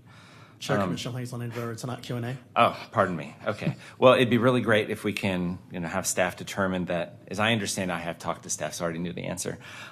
If staff determines that an area needs ADA parking, what happens? Can it be built off-site in the public right-of-way? And the answer is 100% yes. So as you were talking about dense urban environments where we need housing, and that's like the number 1 thing we need. There's another article out today. There isn't enough space on the earth to plant the amount of trees it would need to stop the climate from rising another 3.6 degrees. Like, why we keep being so subservient to autos and this culture. Like, we've got to move on and think about people first, think about the planet, and this is a good way to do it. Thanks, staff. Okay, another commissioner wanting to speak against? Okay, speak for, Commissioner Azar. I'm going to take 2 seconds just to clarify. I do not wish to speak for Ms. Savioli. From my understanding, that 250-foot requirement is no longer within the revised ordinance that was posted as backup. And Ms. Savioli, you can correct me, but it says on slide 22 of her presentation, change 250-foot distance for parking space to adjacent to development. So I think coming out of the comments of the joint committee, in some ways that was addressed. That is correct, except for 25-6-741K. What's that mean? Keep going. K3. That one still says 250 feet, but on that other slide that talked about the additional changes, we've flagged that one as needing to be changed to be 200 feet to be consistent with Texas ADA. So that's... So it's not 250, it's 200? Correct. Okay. All right, so we have everyone speak. Let's take a vote. All those in favor, please say aye. Aye. Any opposed? So that motion passes unanimously. Other amendments? Commissioner Shaw?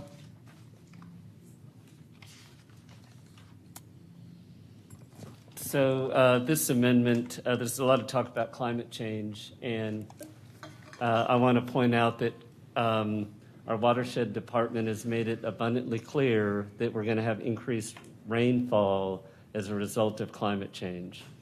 And so in tandem with the increase in density, the big concern I have is we have not made a high priority of things that, although going back to in 2016, that the Flood Mitigation Task Force put on their high priority list.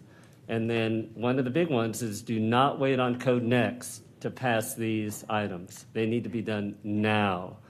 So a lot of things didn't come out of Code Next that we all wanted. But, and it's today we're kind of pushing forward with this affordability.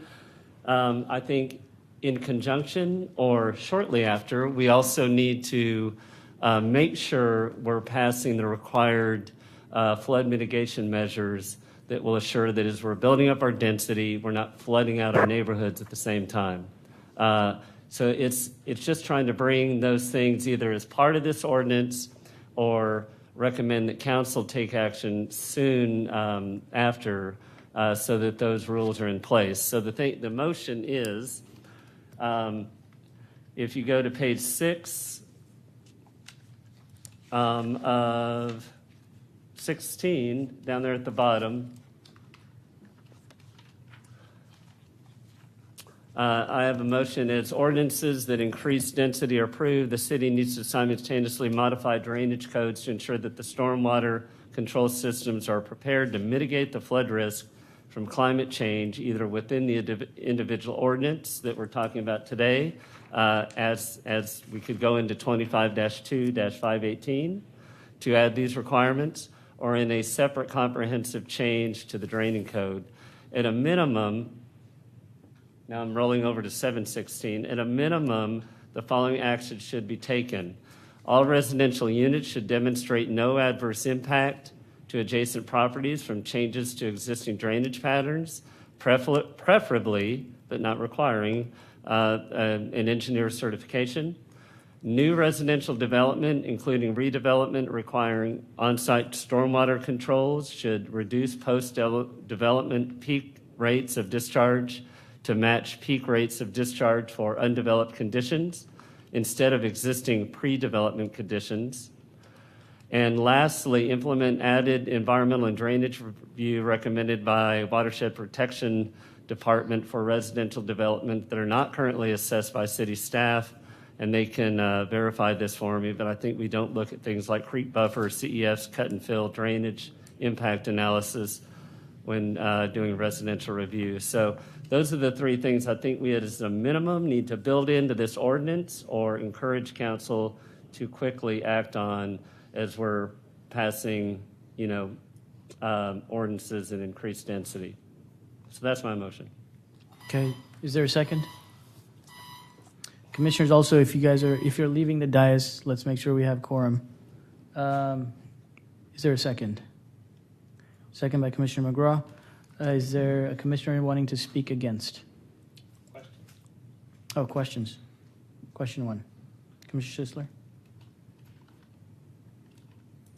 I guess this would be for whoever on the drainage staff. So, I mean, item 1, you're already residential developments. It's state law that you can't adversely impact any adjacent properties. Is that? It's already in our code and in state law. That you can't. We do review that in floodplains on a single family. I'm sorry, Matt Holland, watershed protection. We don't look at adverse impact for single family residential building permits per se. That's done at the subdivision phase only. But it's still state law. It's state law that you can't flood your neighbor. You can't flood your neighbor. Yeah. Okay. And then on item 3, without creek buffers and CEFs. Those, I thought there was a code requirement that those are taken into account even on they're included with residential development as well as commercial. Those are typically looked at the subdivision phase of single-family residential subdivisions, but not necessarily looked at on an individual project by building permit by building permit basis. So these would, but the way it's stated here, these would only happen if somebody was trying to use this ordinance, then they would have to be subject to this. That's correct. Whereas their next door neighbor that's only building a single family house wouldn't be. That's right. That's right. And we did look at a lot of this during the Code Next process. This would be an unusual. Yeah, you would not be treating the Affordability Unlocked project like you would its next door neighbor if you added these in. But this is something that we would potentially look at later on a larger context. Thank you. Any other questions? I assume we can ask the motion maker a question. Yeah. So as I understand it, we're not doing anything to change impervious cover. And so if 45% for a single family home next door to 45% for 6 homes is still 45%, I'm just confused what we're trying to achieve here. So can I follow up with staff with that to get an answer to that question?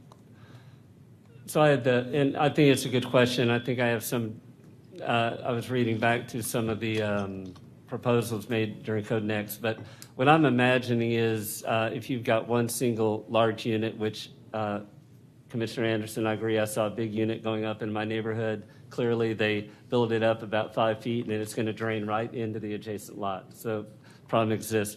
But if we have 12, say we have 6, 8 units that are more cottage style and on a lot versus one large unit, I mean, I'm just, in my mind, I see as one thing, but you got drainage patterns that are created by the structures that may be different. And so I think it's paying attention to not only the IC, but what you're building, and that it could have impacts on surrounding properties. And I really want these to come into fold for all development, but since these are creating more density, I would say potential for more units or on a lot, when I say density, I mean number of units, I think there might be some special attention at this time. So anyway, so the question is, for Commissioner Anderson, is since we have 45% impervious cover, do we need to be worried about anything else, or is there no difference? Sure, and I may need to confer with my team here. I think at present, with the way this ordinance is set up, I think these projects at this small scale are going to require a full-blown site plan. Is that correct? So we're not going with that small project thing. We're not exempting anything. So these guys are going to come through, right? Yeah. So the most up-to-date draft ordinance does not include any modified site plan review processes. So anything over 2 units would do the site plan that it does today under the current ordinance that you have. Right. So this ordinance is basically treating a single-family residential scale project that has 3 or more units as a multifamily project. Therefore, it would have to have a site plan. Therefore, it would be subject to all the no adverse impact and all sorts of other things that currently are in play. So now, I'm sorry. Chair, response time exhausted. Yeah. Sure.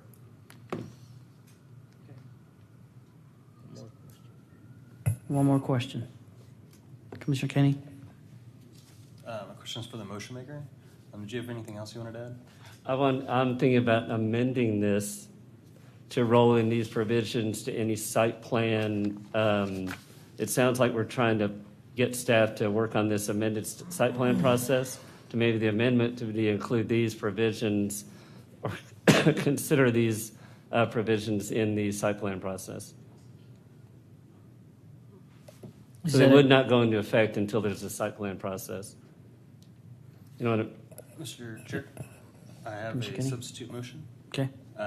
Which is for staff to consider the enumerated items in Mr. Shaw's motion in the development of the site plan process for this ordinance. Okay, is there a second? I don't think I can second. I can. Okay, I will second that. Okay. Motion and second. Are there any questions on the new motion? Okay. Anyone? I have a question for staff. Okay. There you go. Could this in any way make the process of building these homes more difficult? There's absolutely no reason for affordable housing to have extra tripwires more so than they already have. So do you envision any way that in adding this in and trying to put this into a site plan light could, put these units in jeopardy where there's just more of an ability for a nearby neighbor who says, you know what, I have my $1 million home and you don't need to live near me and I'm going to fight this on these grounds. And so do you see any potential loopholes or trip hazards or anything for housing in this? Yeah, I mean, it looked like the council was kind of trying to come in for a like-to-like basis on this, follow the same rules as you would with that same product that could otherwise go in. And so that was, we requested more time to evaluate this because it's pretty complex, because it's pretty different to do a site plan versus a individual single-family building permit. So that's why we're wanting that extra time to look at it and to not overburden it, but at the same time address key factors. And you're already looking at flooding and whatnot. You're looking at We flooding. do look at floodplain and we look at erosion hazard zones. You're already doing that. Okay. That is on single-family projects. So that would definitely be in there either way. Okay, any other questions? Commissioner Zor? I have a question. I'm sorry, staff. I'm going to ask y'all. The quick question is, so from my understanding, if I'm hearing this correct, these requirements are currently not required under a regular site plan, but would then be required under site plan light?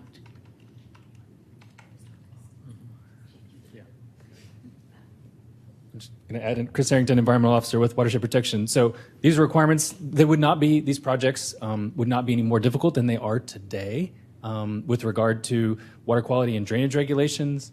To Commissioners Howard, previously to your question and to this question, the modified site plan process, the modified small project site plan process would seek to make it easier, but we haven't quite worked out all of the review processes that would be necessary for us to ensure that the concerns that Commissioner Shaw are raising are addressed through that modified review process. So that's what we're working on now, pending further direction from Council to figure out how we can make it even easier, but we're not imposing any additional requirements that don't already apply today.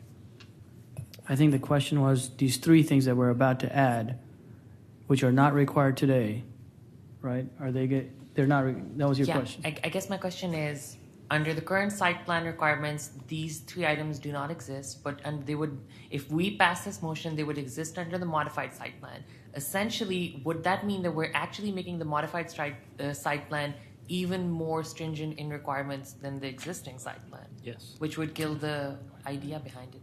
Yes. Okay. On a full site plan today, there's more requirements than these three. So these three are kind of a lightened or modified version of what is required on a full site plan today. Perfect. Thank you. So that was four? Three. That was three questions? Okay. Go ahead. I think some commissioners here am a little scared of this, but at the same time, I support what Commissioner Shaw is trying to do, which is bump that conversation back up. I want to be clear that the language in the motion is to consider these things, I think council has been crystal clear that nothing should be done to this to hurt its ability to produce units, and that is the overriding instruction. So I'm comfortable with this. I think the engineer's letter was determined to be pretty fatally flawed as a proposal, and something else needs to be done. And I know that this is going to happen in conjunction with all the work that you guys are going to do in the LDC and figuring out a site plan light there. That was something that was a tremendous amount of interest from this body and from council on, I think, in dealing with these missing middle projects. So I think there's a lot of stuff happening in sync here. This is direction to consider things. So, and I think the council direction on the productivity of the bonus is clear. So I don't think we need to be too concerned about it. Okay. Is there a commissioner speaking against? Commissioner Schisler. Yeah, well, item 2 itself says, so if you have a lot that's whatever, 45% impervious cover, 60% impervious cover, and you want to redevelop it, tear down an old house and put up a new house, it says you have to provide detention back to undeveloped conditions, which is 0 impervious cover. So every redevelopment project would have to put in detention or pay fees to the city. So that right there is a stipulation that's not required in any other development in the city. So that, it specifically, I have an issue with number 2, because you're making it, you're making every redevelopment under this ordinance have to do detention. That was in code next. Mm-hmm. Commissioner speaking for? If you're speaking for the motion. Yes, I'm speaking for the motion. So I would just, that recommendation came out right out of the flood mitigation task force as a high priority item. So I just took it verbatim out of that document. Mm-hmm. Is there a commissioner wanting to speak against? Commissioner Thompson. I support the idea of rethinking these for all development, but putting these restrictions on affordable development when they're not on other development just doesn't make sense to me. So I can't support it. Okay, third commissioner speaking for. Third commissioner speaking against. Commissioner Anderson. Same. I agree with these. Like Commissioner Thompson, like these are going to come in a land development code rewrite, and they're going to be put all over the city, and they're going to make a lot of sense. I really hope that what staff is working on right now, site plan light, beats a new code out. In which case, that if this was in it, number 2 especially, as Mr. Schisler points out, is a bit more than what we have in current code. So this is going to make sense in October when we're voting on a new land development code, but for right now, it just doesn't. Okay, so we've got 3 and 3. All those in favor of the motion, please say aye. 1, 2. All opposed? I was for. You were 4? Okay, so 3. All opposed? 1, 2, 3, 4, 5, 6, 7. Any abstaining? Okay, so that motion fails. Any other amendments?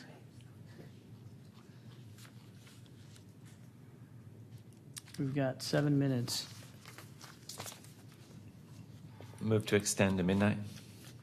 Okay, is there a second? Okay, second by Commissioner Shaw. All those in favor, please say aye. 1, 2, 3, 4. All those against?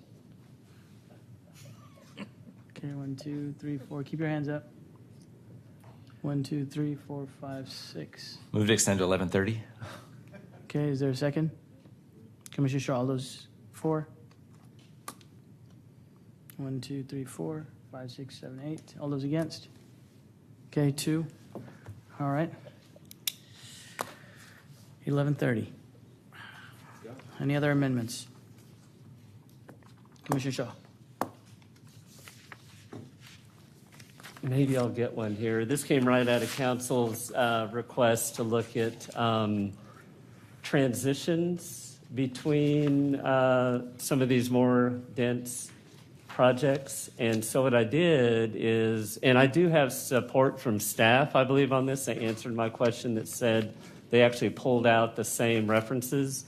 So this is a requirement for providing a... Commissioner Shaw, could you direct Yes. us to the page? I will do that.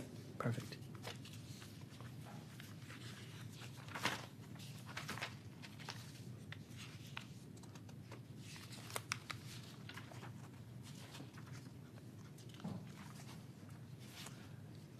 Hold on one second. Okay, so this is looking at page 3 of 16.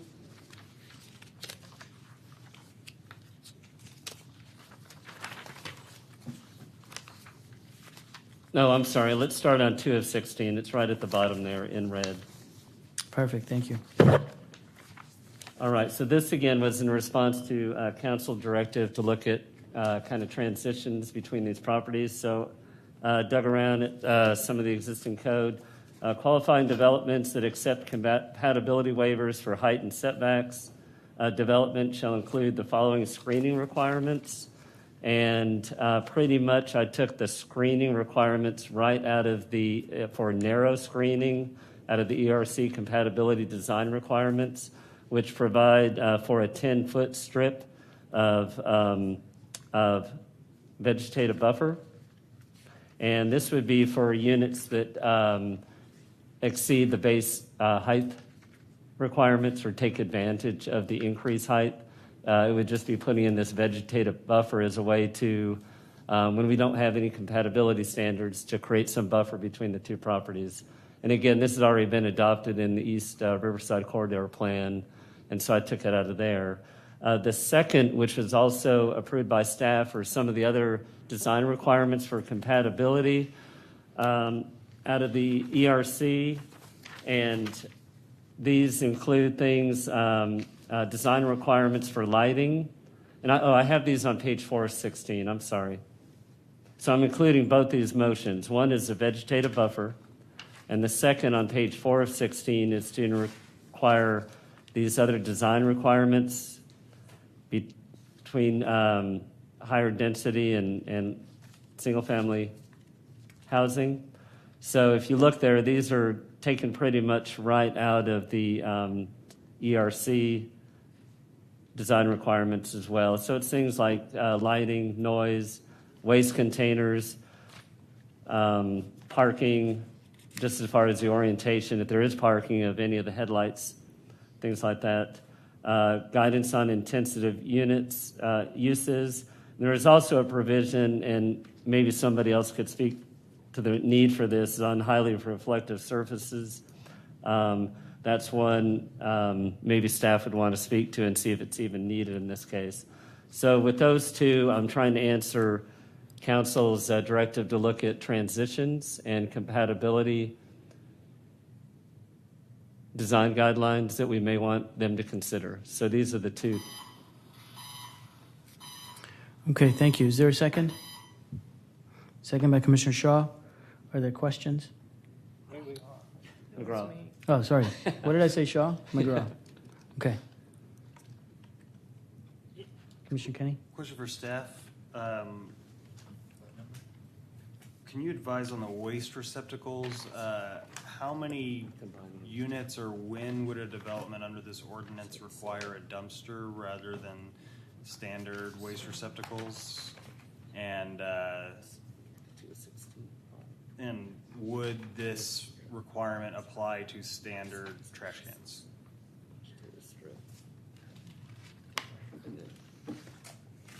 I.e. those serviced by the city. Greg Dutton, Planning and Zoning. I don't work for Austin Resource Recovery, but my understanding is that typically when you switch to multifamily development is when they have private contracts negotiated for dumpsters. So does that mean a single family utilizing this would stay single family? Well, in this case, because it would be single family zoning if we're talking about single family zoning, but it would have a multifamily project on it. So like stuff that's like SF5, SF6 right now that has a bunch of a cottage court or row homes that is serviced by a dumpster? I think typically yes.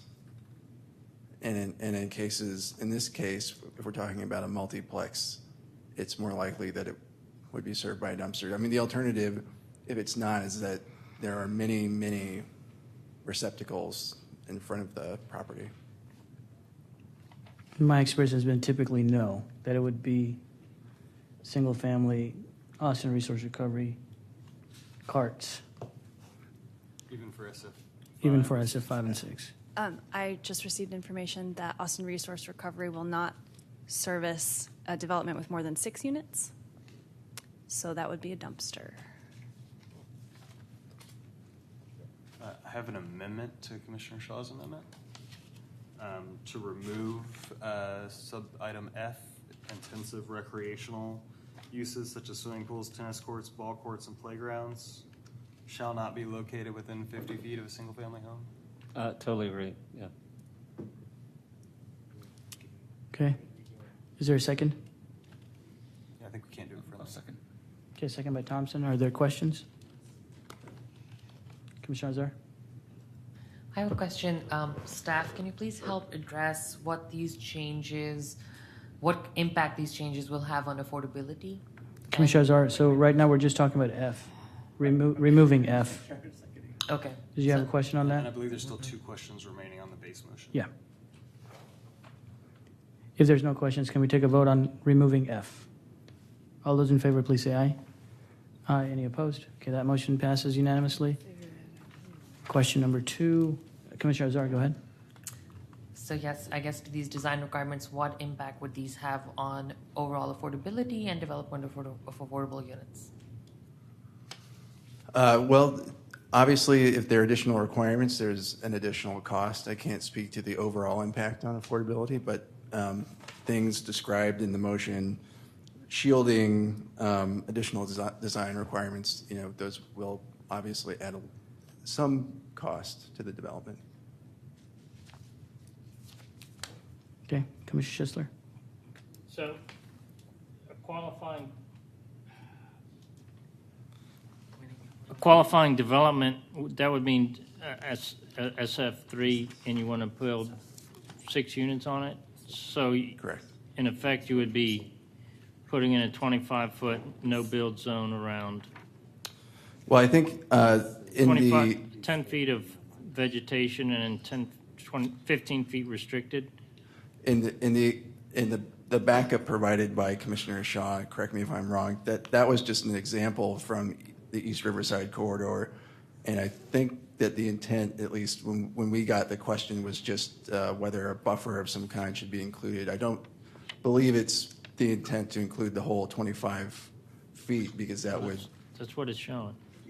It's showing 25 feet, and if you have a 50-foot lot and you have to 25-foot setback on each side, then you have 0 land to build on. So If That's- you're that's what- zoned, so on a 50-foot lot, I'm guessing it's zoned SF5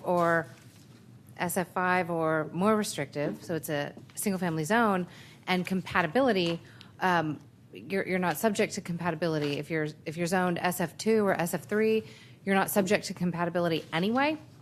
right, but if we pass this, then you are. His motion is saying. Yes. Okay, that's my question. Thank you. Okay, that's 3 questions. So we have a Can we vote. extend that a little bit? Because Commissioner Shaw, when he made his motion, said something about not exceeding the height. Can we just use up these 3 minutes to get him to explain? Well, it's your motion right now, so he can speak. I'll have to get someone to speak against first, and then he can speak for it. Okay, do you want to speak again? There or- are some questions. Against his motion is. Yeah. It's just his motion with one. It's Commissioner Kenny's motion. No, it's We Commissioner passed Shaw's that one. motion. We're Yeah. back to Commissioner Shaw's. Commissioner Shaw's Commissioner motion. Schisler had the Yeah. last question. Right, so I'm against adding compatibility setbacks on all these developments that would pretty much give you a 10-foot buffer around each lot, and then another 15-foot restricted zone. So, I mean, for you pretty much take out every lot less than 100-foot wide wouldn't be able to use this ordinance, if I'm looking at his diagram correctly. So I'm definitely not in favor of that. Thank you. Okay, Commissioner speaking for, Commissioner McGraw. Sorry, Commissioner Shaw. What I'd actually like to do is make a substitute motion. Is that in order? Yeah. And hear me out on this, because we're coming back to the point where we've taken away all compatibility and all context, and all the buildings we saw tonight have no context, nothing around them. So this kind of takes us back to compatibility.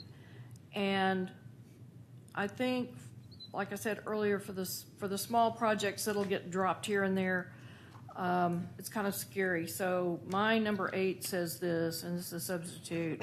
Where compatibility would normally apply, allow this tool only with a city-initiated zoning change and proper notification, petition rights to surrounding property owners, and this makes this tool an overlay.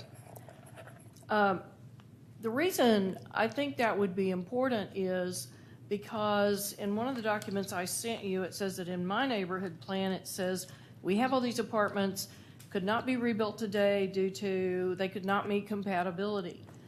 But the neighborhood would be interested in waiving some compatibility if the building is generally compatible with the neighborhood. And so the reason for doing this would be if you're going to drop one of these right in the middle of a neighborhood, people would discuss them and come out with something that would work. And I really think that's a better thing to do rather than just the bulldozer arrives and the thing goes up. So I think that actually sets up more of a negotiation. And I think for the few projects that are going to do that, that would be a much better path than trying to pull a few pieces of compatibility into this ordinance. I'm sorry, Commissioner McGraw, so your motion is to change it to an overlay? Is to where compatibility would normally apply to require a city-initiated zoning change, which means the city pays for it. Okay, is there a second? Okay, so we're back to the original motion? Is there in favor left? I don't remember. Even if there's one left, if you're the motion maker, you don't get to speak on it. But is there anyone else wanting to speak in favor? I'd like to amend the motion. Okay. I think it would be really great if we could figure out how to do some screening and how to address some of these other issues, but I feel like the language is a little strict. And I wonder if we might substitute language that would ask staff to consider changes that would add screening with minimal additional costs. I'm not quite sure how to address the other pieces, but that's the gist of it.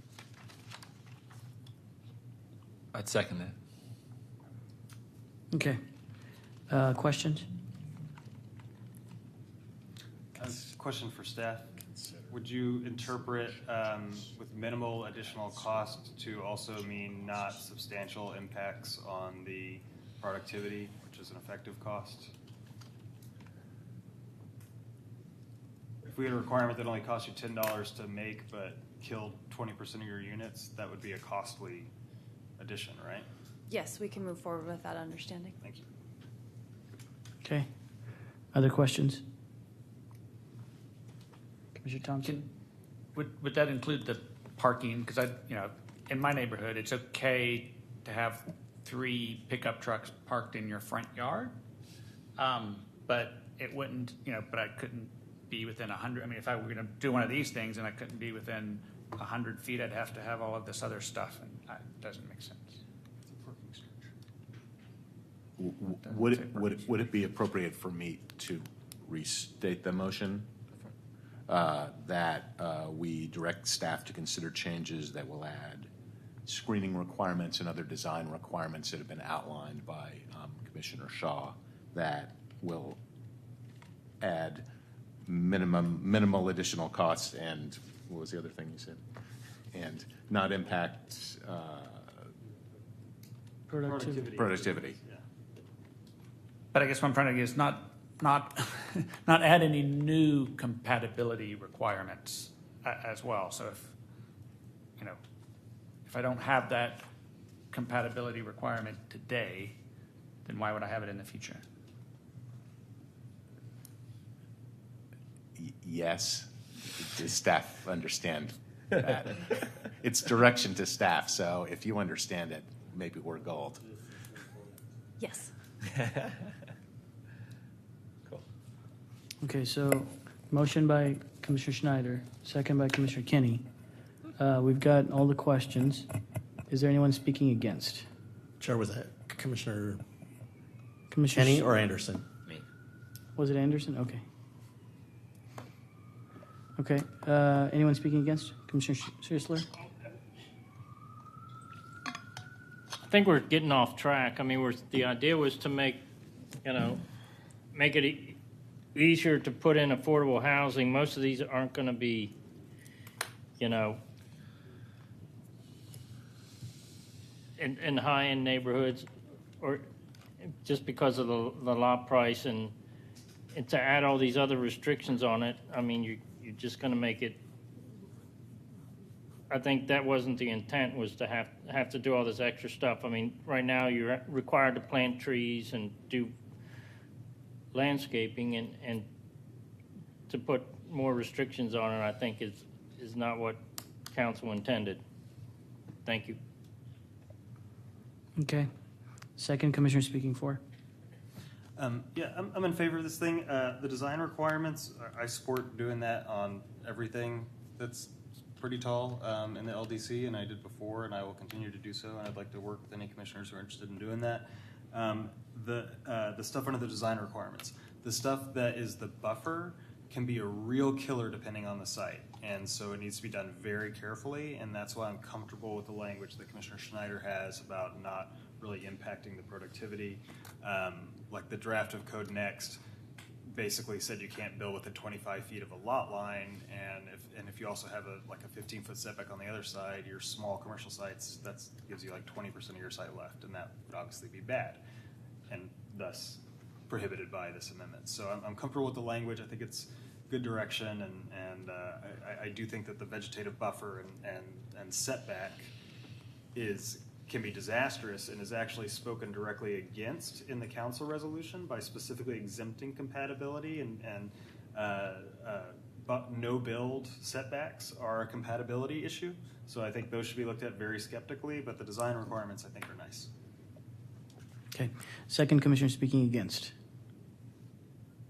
Okay. Third commissioner speaking for.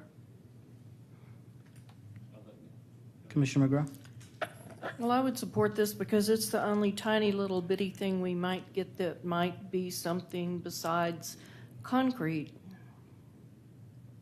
Okay.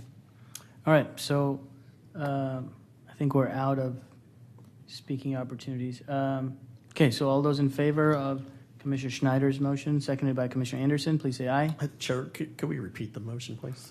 Commissioner Schneider?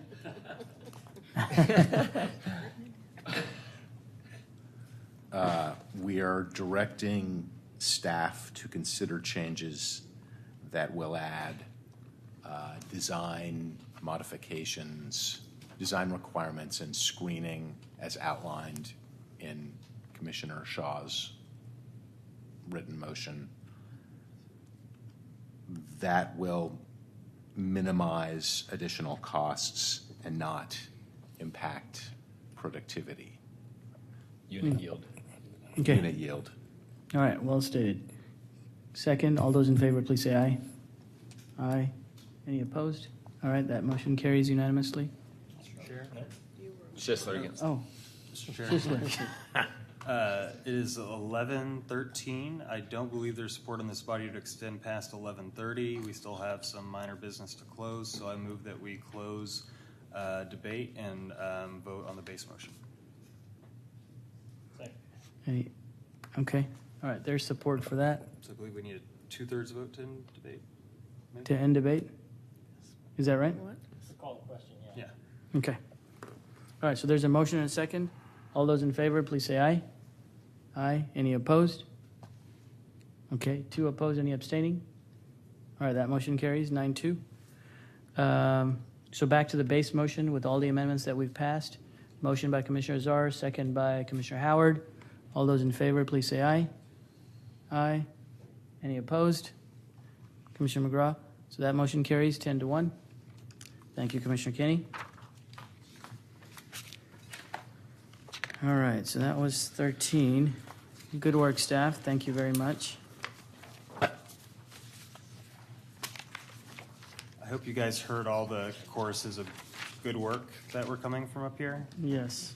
Great work.